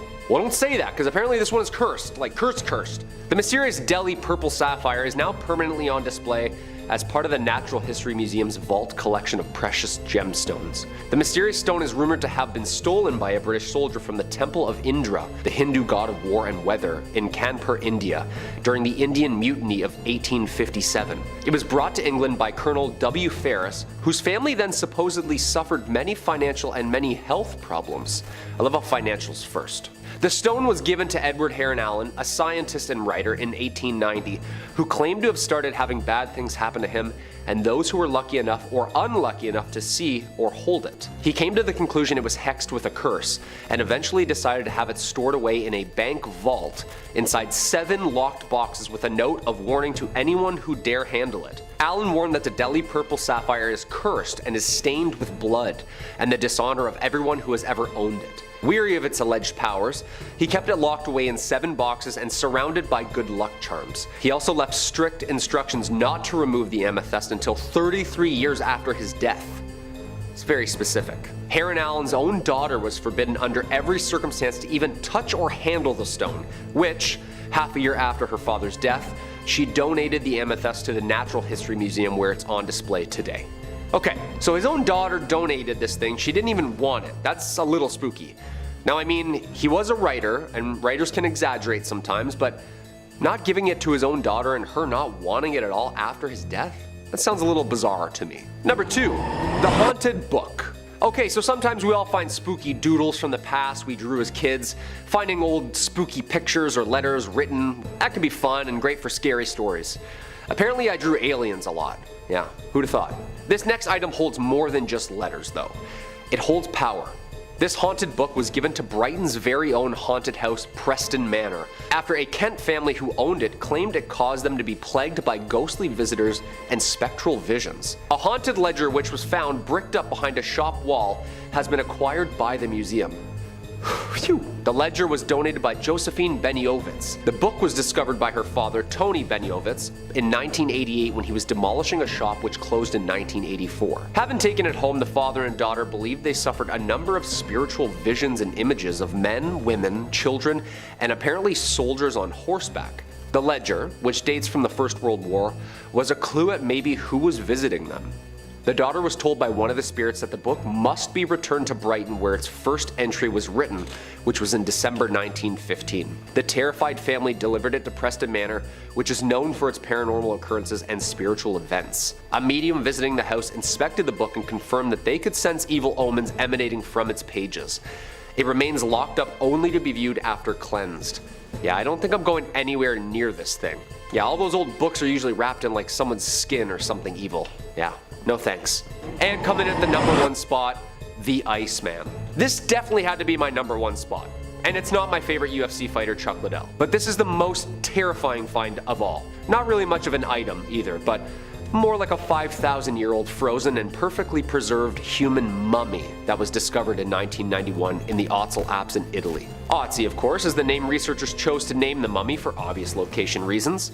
This frozen mummy is of a man who believed to have lived 5,300 years ago. Ötzi is believed to have been apparently murdered before being frozen in its time. This is claimed after the discovery of an arrowhead found embedded in his left shoulder and various other wounds on his body. He also has multiple different DNA types on his clothes, suggesting he was in combat or in danger in his last moments. The nature of his life and the circumstances of his death need more investigation, but scientists believe he's Europe's oldest natural known human mummy, offering a very shiny new view of the Copper Age. A huge glacier surrounded him after he died of exposure and preserved his body in a mile-high ice cube. However, this is where it really gets spooky. Once unearthed, rumors of a curse surfaced too and grew stronger as people linked to him began to die, often in accidents or natural health problems.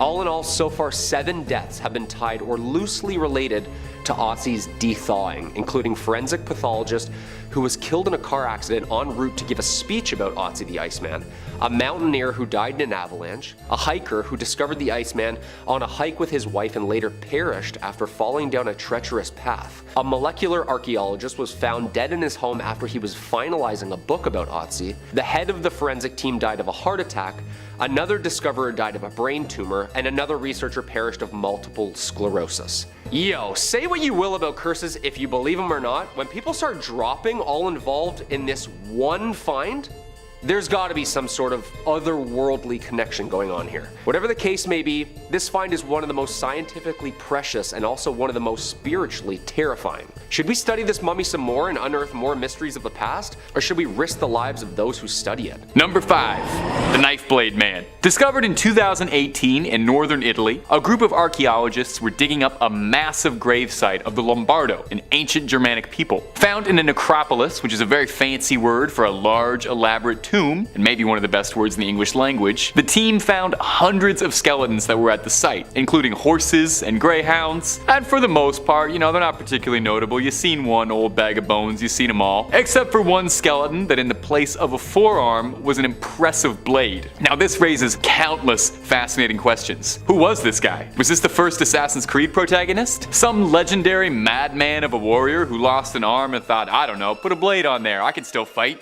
Well, the Lombardo people placed a great emphasis on war and combat in their culture, so it is possible. The researchers noted that there was a clear dated buckle around his arm, and pressure on the bones of his arm showed that it was an intentional prosthetic, right down to the wear and tear on his teeth, suggesting he tightened the straps for his hidden blade with his teeth. Most of the other skeletons found in the necropolis all had blades buried with them at their sides, perhaps ritually out of honor, but this unique specimen had it grafted onto his arm like he's history's first cyborg or Baraka from Mortal Kombat. To be able to not only survive an amputation, pre-antibiotics and modern medicine is already impressive. And hey, if you're always looking to learn something from knife arm skeletons, then toss a subscribe our way. Top 5 Scaries always got a couple scary videos for you every day. Let's creep on creeping on. Number 4. The Hanging Coffins. We're going up to China for our next one, specifically Hubei, China. There's a cave there that the locals call the Cave of the Fairies, and you've probably already realized that there's gonna be a dark secret involved with the Cave of Fairies. We never talk about anything nice here. It was said that the mythical creatures were supposed to live in the cave, but those who explored it inside found that there wasn't much of anything living at all, instead finding something deeply disturbing. Rows and rows of coffins, some hanging from ropes, some jammed, wedged between the rocks of the cave. The coffins themselves were massive, weighing around 200 pounds each, and some destroyed and ravaged. Dating the coffins puts them at around 1200 years old, and are thought to have been put up by the ancient Bo people, an extinct culture hailing from China, famous for this unique practice of hanging coffins from caves. It's thought that this served 2 purposes. 1, as a ritualistic offering meant to bless the dead, and 2, from a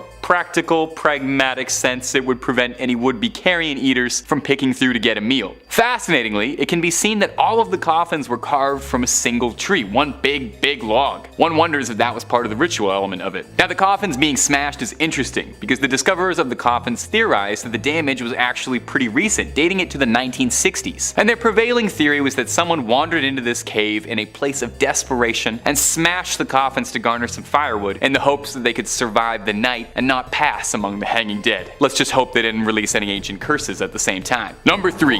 The Black Sarcophagus. Now, you might have heard of this one before. If you were on Twitter much a couple years ago, maybe you remember vaguely hearing about sarcophagus juice. Maybe those words are ringing a strange bell. There was a pretty good petition going around to let people drink the sarcophagus juice. But let's back up a bit. What is sarcophagus juice, and where did it come from, and why do we want to drink it? Well, I've got the answers. Somewhat. I've got some answers. In 2018, a team of archaeologists digging in Alexandria, Egypt, discovered a massive granite black sarcophagus, which immediately set off everybody's warning signs that you should not touch that. People wondered what the 30-ton stone slab could be containing, with some even suggesting it could have been the mighty body of Alexander the Great. People warned the archaeologists that there, could be some ancient evil, like when King Tut's tomb was raided and a very strange curse befell the explorers and excavators. Well, what they found wasn't a hidden curse, but honestly something stranger. 3 skeletons inside the coffin with a skull shattered by an arrow and a whole lot of mysterious black goop, or sarcophagus juice. So again, looping right back around it, what is the sarcophagus juice and does it taste good? Well, scientists analyzed the sludge and discovered that it was made from a combination of animal fats, tree resin, beeswax, and crude oil. The sludge has been recovered out of multiple coffins and sarcophagi, so it's not exclusive to this dreaded one. But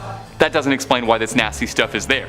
Well, there's some theories about this, no concrete answers, but I'll do my best. It's said that when someone died, they become a form of the god Osiris, who is associated with death and rebirth. Osiris was called the Black One, and is depicted with very dark black skin in the guise of a mummified body. As well, black is also a color associated with the deposits on the bank of the River Nile after a flood season. Fresh and fertile soil was seen as inherently regenerative. So it's theorized that with the link number 3, the holy souls of purgatory. Purgatory, in Catholic belief, is kind of like a giant waiting room while the upper management figures out just where exactly they're going to find a good spot that's best for you. Well, that's simplifying it a bit, obviously. The soul is thought to be stranded in purgatory until it atones for its earthly sins, but you can hurry the process up just a little bit if your loved ones back on earth are praying for you. In the back of the Chiesa del Sacro Cuore del Suffragio del Piccolo Museo del Purgatorio, or Museum of the Holy Souls in Purgatory, holds a collection of relics that have been singed by the hands of the souls of those trapped in purgatory. These burned handprints are believed to be the souls trying to communicate that their loved ones need to pray harder. I don't know about you, but I would definitely start praying real hard if burned handprints started showing up in my books, but I would be praying for an exorcist, more likely. Now, this is kind of interesting, and I didn't even know this. Purgatory isn't even mentioned directly in the Bible, but the concept of purgatory dates back to the 11th century. This notion that trapped souls needed to be freed came from a story told to the Abbot Odilo of Cluny by a monk returning from the Holy Land. He told this story about how this ship had been wrecked, that he'd been cast ashore on a mysterious island, and a hermit who lived on the island related his own story of a chasm from which screams of trapped souls and demonic flames rose and ravaged. He told of how the demons would complain about losing souls when your loved ones would pray for their behalf. So November 2nd was established as All Souls Day. Everybody, all the souls. Where it was believed that prayers by the living could help get all of those trapped dead in purgatory loose. You know, it's kind of like that one episode of The Simpsons where the town comes together to get Bart out of the well. It's a similar enough concept, you know. They sang a song, you pray, souls get out, Bart gets out, pretty much one and the same. This particular collection of burned relics in particular, though, was collected when Victor Jouet, the missionary behind the collection, experienced a fire that burned part of the original suffragio, leaving behind a scorched image of a face that he believed was a trapped soul. Now, again, just me personally, but if I saw a face burned into one of my possessions, I would move entirely, call an exorcist, be putting salt circles around my feet for the rest of my life, but I appreciate what he did too. Number 2, the Santa Maria della Concesione crypts. Whew, my Italian is not as good as it should be. Inside the Santa Maria della Concesione crypts, as many as 4,000 friars lie here. Well, lie is probably the wrong word, as they hang here is probably a more accurate description, as these 4,000 bodies are hanging from the rafters, decorating the space of every inch of the church. Now, it might seem a bit grim or beautiful, depending on your twisted point of view. We're a scary channel, I ain't gonna judge you. There's a certain chic to it. But I wouldn't be surprised if they have to spend a few $100 a month on keeping air fresheners and incense just running all the time there. Now, you might reasonably be wondering, hey, why do they hang bones from the wall like they're throwing a Halloween party and no one went to the store to get actual decorations and they had to make do with what they had? Well, they're not just festive. The practice dates back from the 16th century when the Capuchin friars, not named after the monkey but because of the hoods they wore, left the friary of St. Bonaventure to come live at Santa Maria della Concesione. They were ordered by the Pope's brother at the time to bring the remains of deceased friars with them to their new home so that all the Capuchins could lie together. With a huge amount of bodies on their hands, the brothers decided to get a little fun with it and decorate the walls of the crypts with their bones as a way of reminding them that death comes for all of them. Surely there's a slightly easier way to remind you of the ever-present mortality that hangs over us than literally hanging a bunch of pelvises to the buttresses, but what do I know? A plaque in the crypt reads, "What you are now, we once were. What we are now, you shall be," which is grim. No way around it. The crypt contains a little bit of everything inside you. Crypt of skulls, lovely load of leg bones, and the star of the show is definitely the crypt of pelvises. Oh, make sure you get a photo in there. Make sure you grab a fridge magnet from the Pelvis Room gift shop. And number 1, St. John the Baptist's many heads. They say 2 heads are better than 1, which might be proof of what a great man St. John the Baptist is, because no one can seem to agree how many heads the guy actually had. The saint's head was supposedly brought back from Constantinople in 1206 by the crusader Wallen de Satan, but it seems this happened more than a few times, since 3 different shrines across the globe all claim to have the original head of St. John the Baptist, and no one's able to clear this up anytime soon. St. John was a forerunner of Jesus Christ, and the New Testament says that John was beheaded by Herod around 28 CE as a punishment for criticizing his recent divorce. Yeesh. Paintings of the beheading depicted on a silver platter, which is a nice way to get a severed head, I think. I don't know if I ever want a head delivered to me, but if I had to, I would want it on a silver platter. According to the legend, there really was a silver platter his head was delivered on that made its way to Constantinople or Istanbul, but was sold by the Crusaders in order to pay for his travels back. John's head was on display in the Amiens Cathedral up until the French Revolution, where they confiscated all church treasures, and it would eventually return home in 1816, then going all the way back to Rome from Greek monks who brought it to a shrine decorated with beautiful stained glass, one panel depicting the head on a silver platter. You think you wouldn't want to remember that? Well, here's where the trouble comes in. A German museum in Munich also takes great pride in having St. John's head. The Munich Residence Museum contains a bunch of other holy relics, but their most prized is the alleged St. John's head, although no one really knows how it got there. This skull is wrapped in cloth and heavily interred with gems. Now 2 would be impressive, but St. John's got a crowd worth of heads because he's got 3. His last head can be found in Damascus, Syria in the Umayyad Mosque, one of the oldest and largest mosques in the world. This relic, also not exposed, wrapped in a cloth, and is currently located in a shrine dedicated to the saint. So will the real John the Baptist please stand up? Or do all 3 of these heads actually really belong to him, and he had to be beheaded 3 times for it to take? You know what, don't answer that. I'm not sure if that's something I really want to know. Number 5, a close personal working relationship with Benito Mussolini. The Vatican isn't just the seat of the Catholic Church. It's also the smallest country in the world. Did you know that? Despite existing inside of Italy, the Vatican isn't part of Italy, but rather its own country, a little sovereign state. About 1,000 people live there total. But it hasn't always been that way, though. It wasn't founded as its own separate city, and the reason it became that way is a little darker than I'm sure the church would like to admit to: a treaty with infamous fascist leader Benito Mussolini. In 1922, Mussolini and the National Fascist Party came to power, crushing democracy and putting up a pretty hostile dictatorship in its place. In 1929, Mussolini and the church came together to meet and sign a treaty, granting the church the status as a private enclave, a sovereign state inside of Italy. The deal was, Mussolini wouldn't bother the Vatican, and they wouldn't bother him.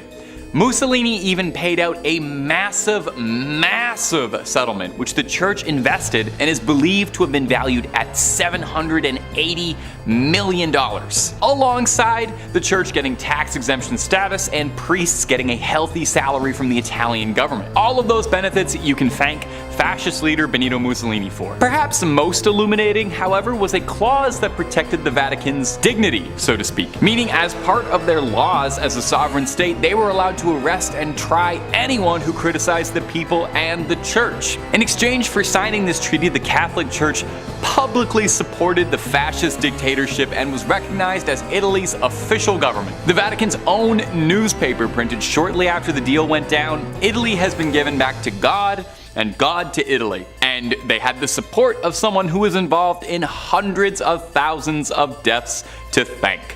Isn't that fun? And if you're looking for way more church conspiracies, old secrets, relics, all kinds of things, ghouls, goblins, aliens galore, Top 5 Scary has all of that and then some. Really, we'll do just about anything on this channel. I'm talking about the church right now. So hit subscribe, make sure you ring that little bell as well so you don't miss a single scream, but you do that at the end of this video, okay? Because I got 4 more church scandals coming up for you right now. Number 4, the Banquet of Chestnuts. Believe it or not, this might shock you, more than a few popes have been less than pious. You know, we'll go deeper later in the list, but several popes would be on the naughty list. Among them, Alexander VI, who you might know better as Rodrigo Borgia. Rodrigo was said to have some pretty bizarre hobbies, even by papal standards. He apparently loved to watch horses mate. That was apparently one of his favorite ways to spend an afternoon. Once or twice, sure, you know, we all get curious, Rodrigo, but frequently, I don't know, man. I don't know. Maybe you have to be there. Anyway,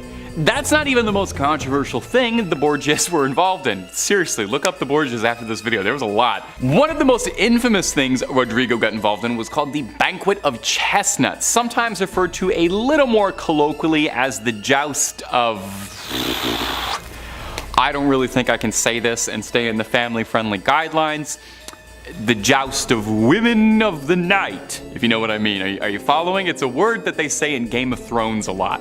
And if you don't know what I'm talking about, maybe you're not old enough to be watching this channel. The joust that shall not be named wasn't quite a literal joust, although there was a great deal of thrusting and charging.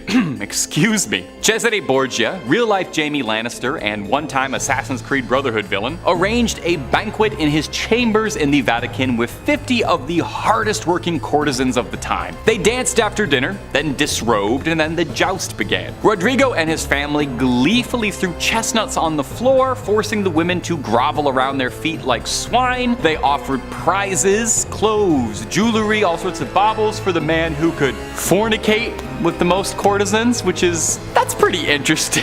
That's a pretty interesting event for the Pope to preside over. Think about the next time you're at an official church event in your community, like a bake sale or something. Just think about the other events the head of the Catholic Church and the voice that speaks to God was holding and participating in. Number 5, Oliver Plunkett's head. Now, in the other two videos, we talked about the head of St. Catherine of Siena, and we also talked about St. John the Baptist and how many heads he may or may not have had scattered across the world. And I'm not one to break tradition, so I thought for part 3 I would include a third holy, saintly severed head, this time belonging to Oliver Plunkett. A notable difference between the two other severed heads is that this one is probably the most disgusting one we've included on these lists. I know these are all holy relics, but let me just say, out of context, this is absolutely horrifying and looks like it's straight out of a grindhouse horror movie that you'd find in a dirty basket somewhere.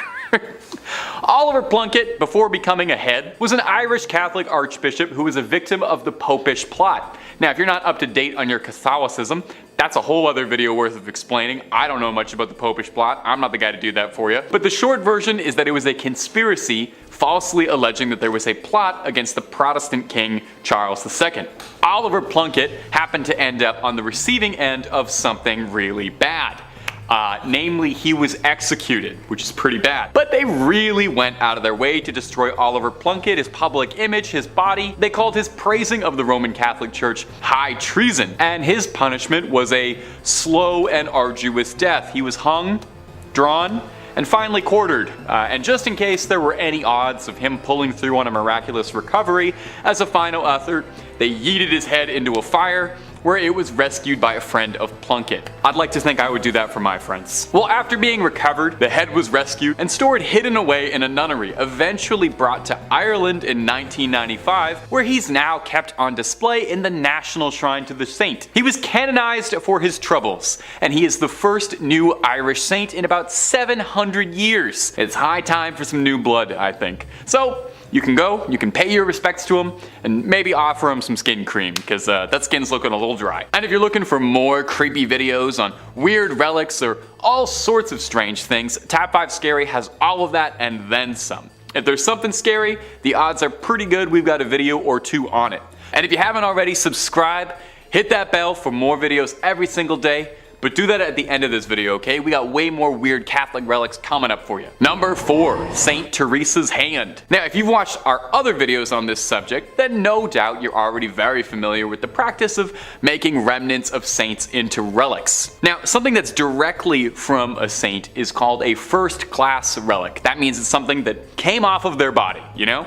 Their hair, their fingernails, a vial of their fluids, or in the case of the lovely St. Teresa, her whole hand. Encased in a beautiful, ornate golden reliquary with gems all over the knuckles, and the editors are goofing off because that's just a picture of the Infinity Gauntlet from Avengers Endgame. Wait, that's what it really looks like. Yeah, it seems that Marvel Studios was more than inspired by the incorruptible St. Teresa's hand when designing the weapon that would give Thanos the power to wipe out half the universe. Throw a comparison pic of them side by side, they're almost indistinguishable. I'm not 100% certain if there's any symbolism or connection there, but I'm sure St. Teresa would love to know she was involved. She was a huge fan of the Marvel Cinematic Universe and all the things they do. When St. Teresa of Avila passed away, the sisters of her convent buried her with the hopes of keeping her holy body with them. 9 months later, she was exhumed, only to discover that her body was intact.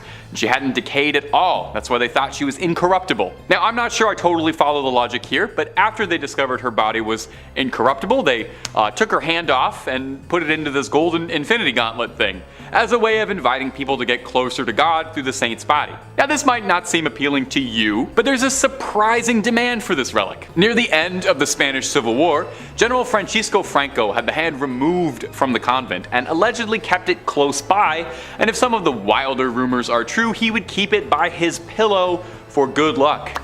You really gotta hand it to him, he was a devout follower of the faith. Today, you can find the hand in Iglesia de Nuestra Señora de la Merced in Ronda, Andalusia, and you don't even have to rip a stone out of the Vision's forehead to get a good look at this gauntlet. Number 3. The Veil of Veronica. Now on these lists of holy relics, we've had all sorts of strange things. We've had fingernails, teeth, dried up hands, we got milk coming up later, all things that have come from the body. Well, this next one is no different. It's the Veil of Veronica, and to put it gently, it's a sweat rag that's a few thousand years old. Probably one of the most pungent odors on the planet. Imagine every gym locker room you've ever been in times 1,000. When Jesus carried the cross, bruised and beaten, there was one person among the crowds who saw fit to help him out a little. Veronica wiped Jesus' face with this rag, and miraculously his face transferred onto the rag like it was silly putty on the funny papers. Now as an outsider, I thought this is what the Shroud of Turin was. That was the wrapping used to wrap Jesus after his death, so the thing I'm learning is that Jesus left an imprint of his face on just about any surface he touched. You give him a hug, have his face on the shoulder of your shirt for the rest of your life as a sacred artifact. Now, the Veil of Veronica is hard to nail down hard, concrete facts on. It's never been officially canonized as a relic of the church, and is only alleged to exist. It's claimed to be owned at St. Peter's in Rome, although this particular relic is not on public display anywhere. Probably for the best.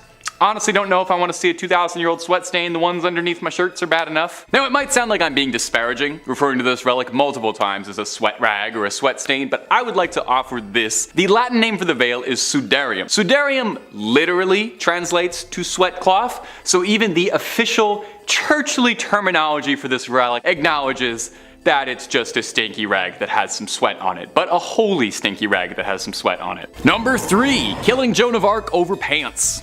Joan of Arc is a very familiar name to Catholics and, well, just about everybody. She's a pretty famous historical figure. You probably know her famously as a saint. You might recognize her as a force for feminism. I think she was in one of the Bill and Ted movies. Well, her status as a saint came a long time after some trouble she was embroiled in with the church, who at one time saw her as an enemy to their very ideals, going so far as to consider her their #1 enemy.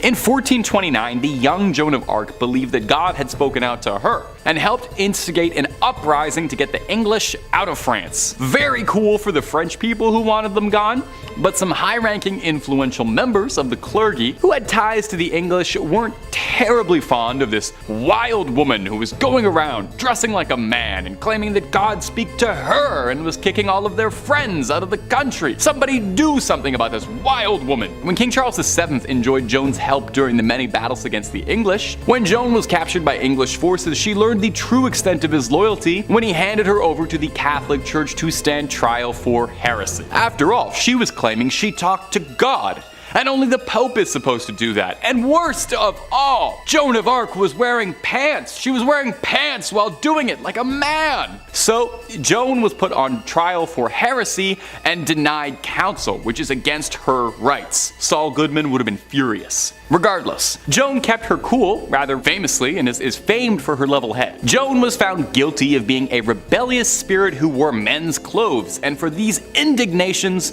was burned alive at the stake in front of a cheering crowd. In 1456, some 25 years after her horrific death, King Charles VII felt kind of bad about that whole ordeal, ordered an investigation and made her a martyr. It wasn't until 1920 that she was officially canonized as a saint. Think of it like a heavenly apology. I'm sure the water's fine, I'm sure the air is cool, no bad blood between Joan and the Catholic Church. I bet she's having a great time. I'm sure she appreciated it. Number 2, buying redemption. Can man find redemption? Can the weight of our sins be undone? Can a person truly change his course? Can an evil man become good? These lofty questions have dominated the hearts of man for years, inspiring countless great works of art and philosophical conundrum. At religion's heart is the concept of salvation and redemption, so it might strike you as more than a little bit bizarre that at one point in time, the Catholic Church was selling absolution for a price tag. Now, before we get into that, we need to talk quickly about an indulgence. No, not eating an extra large cheese pizza by yourself, but that is an indulgence of sorts. If you're like me and you've skipped Sunday Mass for the last 26 years, basically an indulgence in Catholic terms is sort of like a plan or a plea for absolving your sins. Something you have to do to absolve yourself. 30 Hail Marys, confession, that sort of stuff. In the early 15th century, after Pope Julius died, Pope Leo X would inherit the papacy. Leo loved the pleasures that came with being Pope. He loved the big hat. He loved spending lavishly. He loved voluptuous entertainment. He loved living like a king, not a pope. It took him 8 years to completely drain the Vatican's treasury, which other popes weren't really doing. So when St. Peter's Basilica was in the process of being rebuilt, they were plain out of money and needed a fundraiser. But instead of selling Girl Guide cookies door to door, Leo announced that anyone who contributed money to the church would be granted an indulgence. Now, an indulgence was supposed to be a path laid out by a church for your betterment, but it was hawked as if you were buying a sin redemption ticket, like a get out of hell free card. Dominican friar John Testel was named the Grand Commissioner of Indulgences in Germany. Overseeing indulgences was his only job. That's the only thing this guy did to give you a sense of how many people were doing this. He sold absolution for future sins you were planning to commit later. Pay a small fee, and if you kill a guy next week, totally fine. God says it's okay. Now, this probably worked pretty decent if you had a bit of coin, but if you were an average person, a serf like me, perhaps, you did your best to prepare for an eternity in hell. Salvation was just another pleasure the rich had, and hell is where us poors go. Unsurprisingly, someone got very upset about this new stance from the church. He was pretty upset about this. His name was Martin Luther, and he passive-aggressively left a note on some doors like an upset roommate, and I can't remember if anything ever came out of that, if anything ever happened to him in history. It's lost to time. It's probably unimportant. Number 1, the plot of Assassin's Creed 2 was real. If you've garnered anything from this video, I sincerely hope it's that the Pope oftentimes does not follow the rules. Yes, the guy interprets the will of God, and he's got a direct phone line to him directly, but that doesn't mean he has to follow every single one of his rules. We've already discussed some truly wild sins, horse mating, chestnut parties, spending money, but let's top it all off with the biggest one, a full-blown assassination conspiracy revolving around a pope ordering a hitman. And you just sit on that for a second. In the 1470s, Pope Sixtus IV hatched a scheme to rid Florence of the Medicis, who was the most influential family in the country at the time, with such power that they rivaled the church. The Medicis had served as the bankers for the papacy for generations, and as such were absurdly wealthy. Pope Sixtus kickstarted this conflict when he swapped the Medicis as the papal bankers to the Pazzi family. Oh, no. The Medicis didn't want to fund the Pope's claim of the town of Imola, which the Medicis wanted to claim for themselves to lord over. So, something had to be done about these meddling Medicis. Pope Sixtus contracted 2 assassins to carry out the plot against Lorenzo and Giuliano de' Medici during Easter Mass on a Sunday, which just feels unbelievably disrespectful to me. If you're the Pope, I mean, ordering an assassin against anybody, morally gray, but doing it on Easter Mass? You're not even allowed to talk in church, but you can orchestrate a political assassin? I don't know. Now, if you're sitting listening to this and you're kind of wondering why some of this sounds vaguely familiar and you don't know why you recognize these names, it's because you might recognize this plotline in between jumping into bales of hay as being a major force in Assassin's Creed 2, where protagonist Ezio Auditore da Firenze ends up helping out Lorenzo Medici a great deal. Yes! the games were really inspired by true history, save for a few extendo blades and boss fights against the Pope. Rodrigo Borgia, as far as we know, never got into a fistfight with any assassins and wasn't killed by Cesare, but I digress. If you remember from Assassin's Creed 2, Giuliano was fatally slain, but Lorenzo survived and rallied support of Florence in a war against the church. Ezio picked off conspirators, and then sailed to Naples to meet King Ferdinand to discuss a peaceful solution to the bubbling war. So in the end, the plot failed drastically because all it really did was make people think that Lorenzo Medici was the coolest guy around and brought intense shame to Pope Sixtus, and it inspired one of the best games Ubisoft ever made. Number 5, St. Catherine's Head. Coming up first on our list of strange artifacts that the Catholic Church has hidden away is the severed, mummified head of the revered St. Catherine of Siena. And you wouldn't really expect there to be a severed head kept out on display, but it is an important head, I've come to understand. When she was young, St. Catherine had a vision of Jesus on a throne surrounded by saints. Afterwards, she devoted her life to Catholicism and she gave herself to the nunnery, cut her hair, scalded herself, and took a vow of celibacy. At 28, Catherine was said to have received the stigmata when 5 red rays shot out of the crucifix she was praying to and pierced her hands, her feet, and her heart. But these were far from the only miracles attributed to the lovely St. Catherine, however. She was said to be seen levitating once during prayer, and even once a priest said he saw a Holy Communion fly from his hand directly into her mouth. Now, I will be honest, that does make her sound a bit like a saintly golden retriever, but okay. Catherine would pass at the young age of 33 and would be canonized a century later. If you don't know, that's a fancy word for being made into a saint post-mortem. While she passed in Rome, there was some disagreement as to where the young saint should be laid to rest eternally. Her hometown of Siena quite wanted her body back. Her spiritual leader, Raymond of Capua, knew he wouldn't really be able to smuggle her entire body past guards in Rome, so he elected to just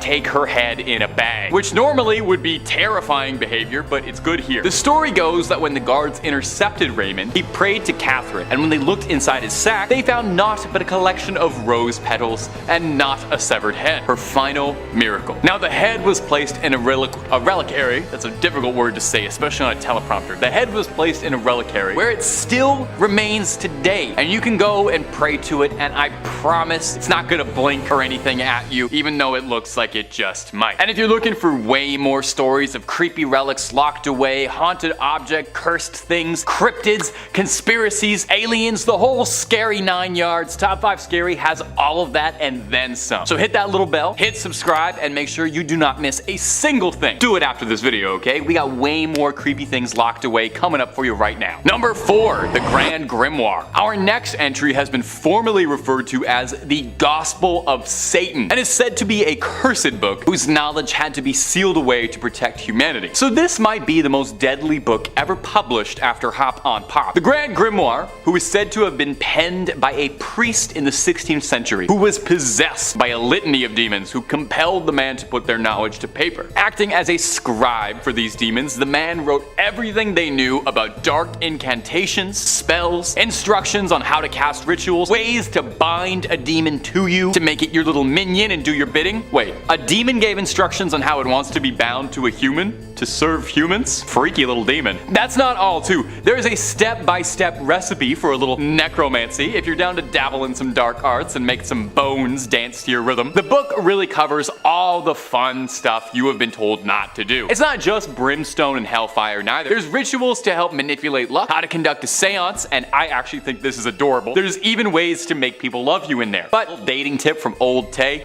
if you need a demon's help to make them like you, it might not be the strongest relationship. So, just a heads up. Now, if all of this is sounding super appealing, and I don't blame you, I played a necromancer in Skyrim, I want to make the bones raise, just know that this book is considered high treason. Even so much as cracking the spine is considered equivalent to selling your soul. So, you know, maybe hold off on that Amazon order for a bit. Also, I'm pretty sure the copy they're selling on Amazon is not the original, because due to the book's cursed reputation, the original copy is said to be locked away in the Vatican's secret archives, and I'm sorry, but no matter how many times you ask, they're not gonna let you look at it, even if you swear you're just taking a little peek just to look at the illustrations and maybe the dedications. They're gonna keep it locked up.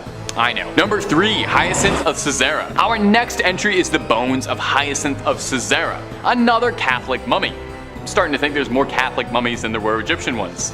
Incredibly ornate and gorgeous, the bones of Hyacinth look like something out of one of the Indiana Jones sequels rather than like a real thing you can go and see, but I promise you they are totally extant. On the grounds of the Fürstenfeld Abbey reside the relics of 2 saints. Now, these aren't just like a toenail or a tongue, and more on that later, but these are full-on science class skeletons dressed to the 9 in gold and jewels, encrusted in more diamonds and rubies than you could imagine. They are probably worth more than your and my apartments combined. Old Hyacinth, Hisey, as he liked to be called by his friends, was an obscure martyr from the early days of Christianity, slain by the Romans for his faith. We know precious little about him today, but we know that his name appears in a list of martyrs from the 4th century, which suggests that he used to be pretty important, and he was popular enough to write his name down on a list, much like what I'm doing right now. Look at how history repeats itself like that. Isn't that fascinating? Now, Hyacinth's skeleton showed up at the Church of the Assumption in, I'm going to excuse the pronunciation here, Fürstenfeldbruck near Munich at an unknown date. Did somebody just dropped him off? Somebody just dumped a bag of bones on the front step like he's a baby you're giving up for adoption at the fire station? No more questions. The church was sacked by the Swedish army in the 17th century, and when it was rebuilt, they really went all out with the decor, going over the top, a little baroque, including a skeleton decked out in bling, looking like he is about to take over the skeleton rap scene. So that's Hyacinth, largely not remembered in life for any particular reason beyond being slain for his religion, and remembered forever as a ludicrously swagged out skeleton. We can all only hope for similar legacies as dear sweet Hyacinth. Number 2, the Antikythera mechanism. The Antikythera mechanism is an anomaly on its own. For those of you who aren't familiar with it, it's basically an ancient computer that uses the cosmos to predict astronomical events. Thought to have been the first analog computer ever created, and no, it wasn't made in a garage in 1997 somewhere. It was invented by who knows who, like 2,000 years ago. Captain Dimitrios Kontos and his crew of sea sponge divers discovered the Antikythera shipwreck in early 1900 just off Antikythera in Greece, hence the name. I also find it hilarious that divers diving for something you wipe your butt with found an ancient computer. Like, something about that just amuses me. They recovered tons of artifacts during the expedition, helping pull up the shipwreck and this precious baby. Many thought it was cursed immediately after its first handlings. Apparently after its discovery, 3 of the divers who dove down died shortly after its find. Presumably, of course, of the bends, of overwork, but locals think this device was to blame. At 150 feet deep, just off Point Glyphadia, the Greek island, the team retrieved millions in bronze and marble statues, pottery, glassware, jewelry, coins, and this ancient mechanism. It was a find of a century and still is. The device is made entirely out of a single bronze sheet, built in a wooden case about the size of a shoebox. The case and its faces are covered with Greek inscriptions, which indicate the device's astronomical and calendrical purpose. It's basically a computer built entirely out of cogs, wheels, gears, and faces, and it would tell you where you were amongst the cosmos. The first alarm clock, computer, calendar hybrid. Again, 2200 years ago. Like, no machinery, no watches, no laser cutters, basically everything we have in our iPhones right now within a wooden box 2,000 years ago. Again, it's funny, they were collecting sea sponges to wipe our butts and then stumbled upon a computer. Yeah. You can find it at the National Archaeological Museum of Athens. And number 1, the Codex Gigas. Obviously, this one's gonna be my number 1 pick. Apparently it translates to giant book, and it's big. It weighs about 170 pounds. Yeah, I'm kind of like really uncomfortable what I've learned and read about this book. It's the largest medieval manuscript in the world. The manuscript is also known as the Devil's Bible due to its highly unusual full-page portrait and detail of Satan and the legends surrounding its creation. Illuminated Bibles were a typical feature of Roman monastic books, but even with this one, the page size alone of the Gigas is notably larger for its time, and it's made out of about 180 donkeys. Yeah, sorry. Poor little guys. The most famous myth is that the scribe traded his soul to the Prince of Darkness himself so that he could complete the book in only one night. Everything within the book has been handwritten by a single anonymous person. Created in the early 13th century in the Benedictine monastery of Bohemia, now modern-day Czech Republic, this book holds demonic power. The manuscript contains the complete Bible, Old and New Testaments, as well as all medicinal and cosmological knowledge, all written in Latin, and predated glyphs. However, it is, unbeknownst to any of us, missing 10 pages. Yeah, just ripped out missing. It's like a movie right there. Apparently some think the codex was created by Herman the Recluse in the Benedictine monastery in the Czech Republic before being stolen and taken to Prague by the Emperor Rudolf II, who, fun fact, also stole the Voynich manuscript at one point. Yeah, this guy loved collecting like cursed, demonic, haunted scriptures, I guess. According to legend, the scribe was a monk who promised to create in one night a book to glorify the monastery forever, including all human knowledge. Near midnight, he became sure that he couldn't complete this task alone, so whipped out his pen and made a deal with Lucifer, asking him to help him finish the book in exchange for his soul. That's not really a good idea. It's thought it would have taken him at least 30 years non-stop writing to complete it. The book lays in the National Library of Sweden in Stockholm, where it is on display for the general public. Dude, I can't read Goosebumps without having nightmares, let alone going near this thing? Nah, I'm good.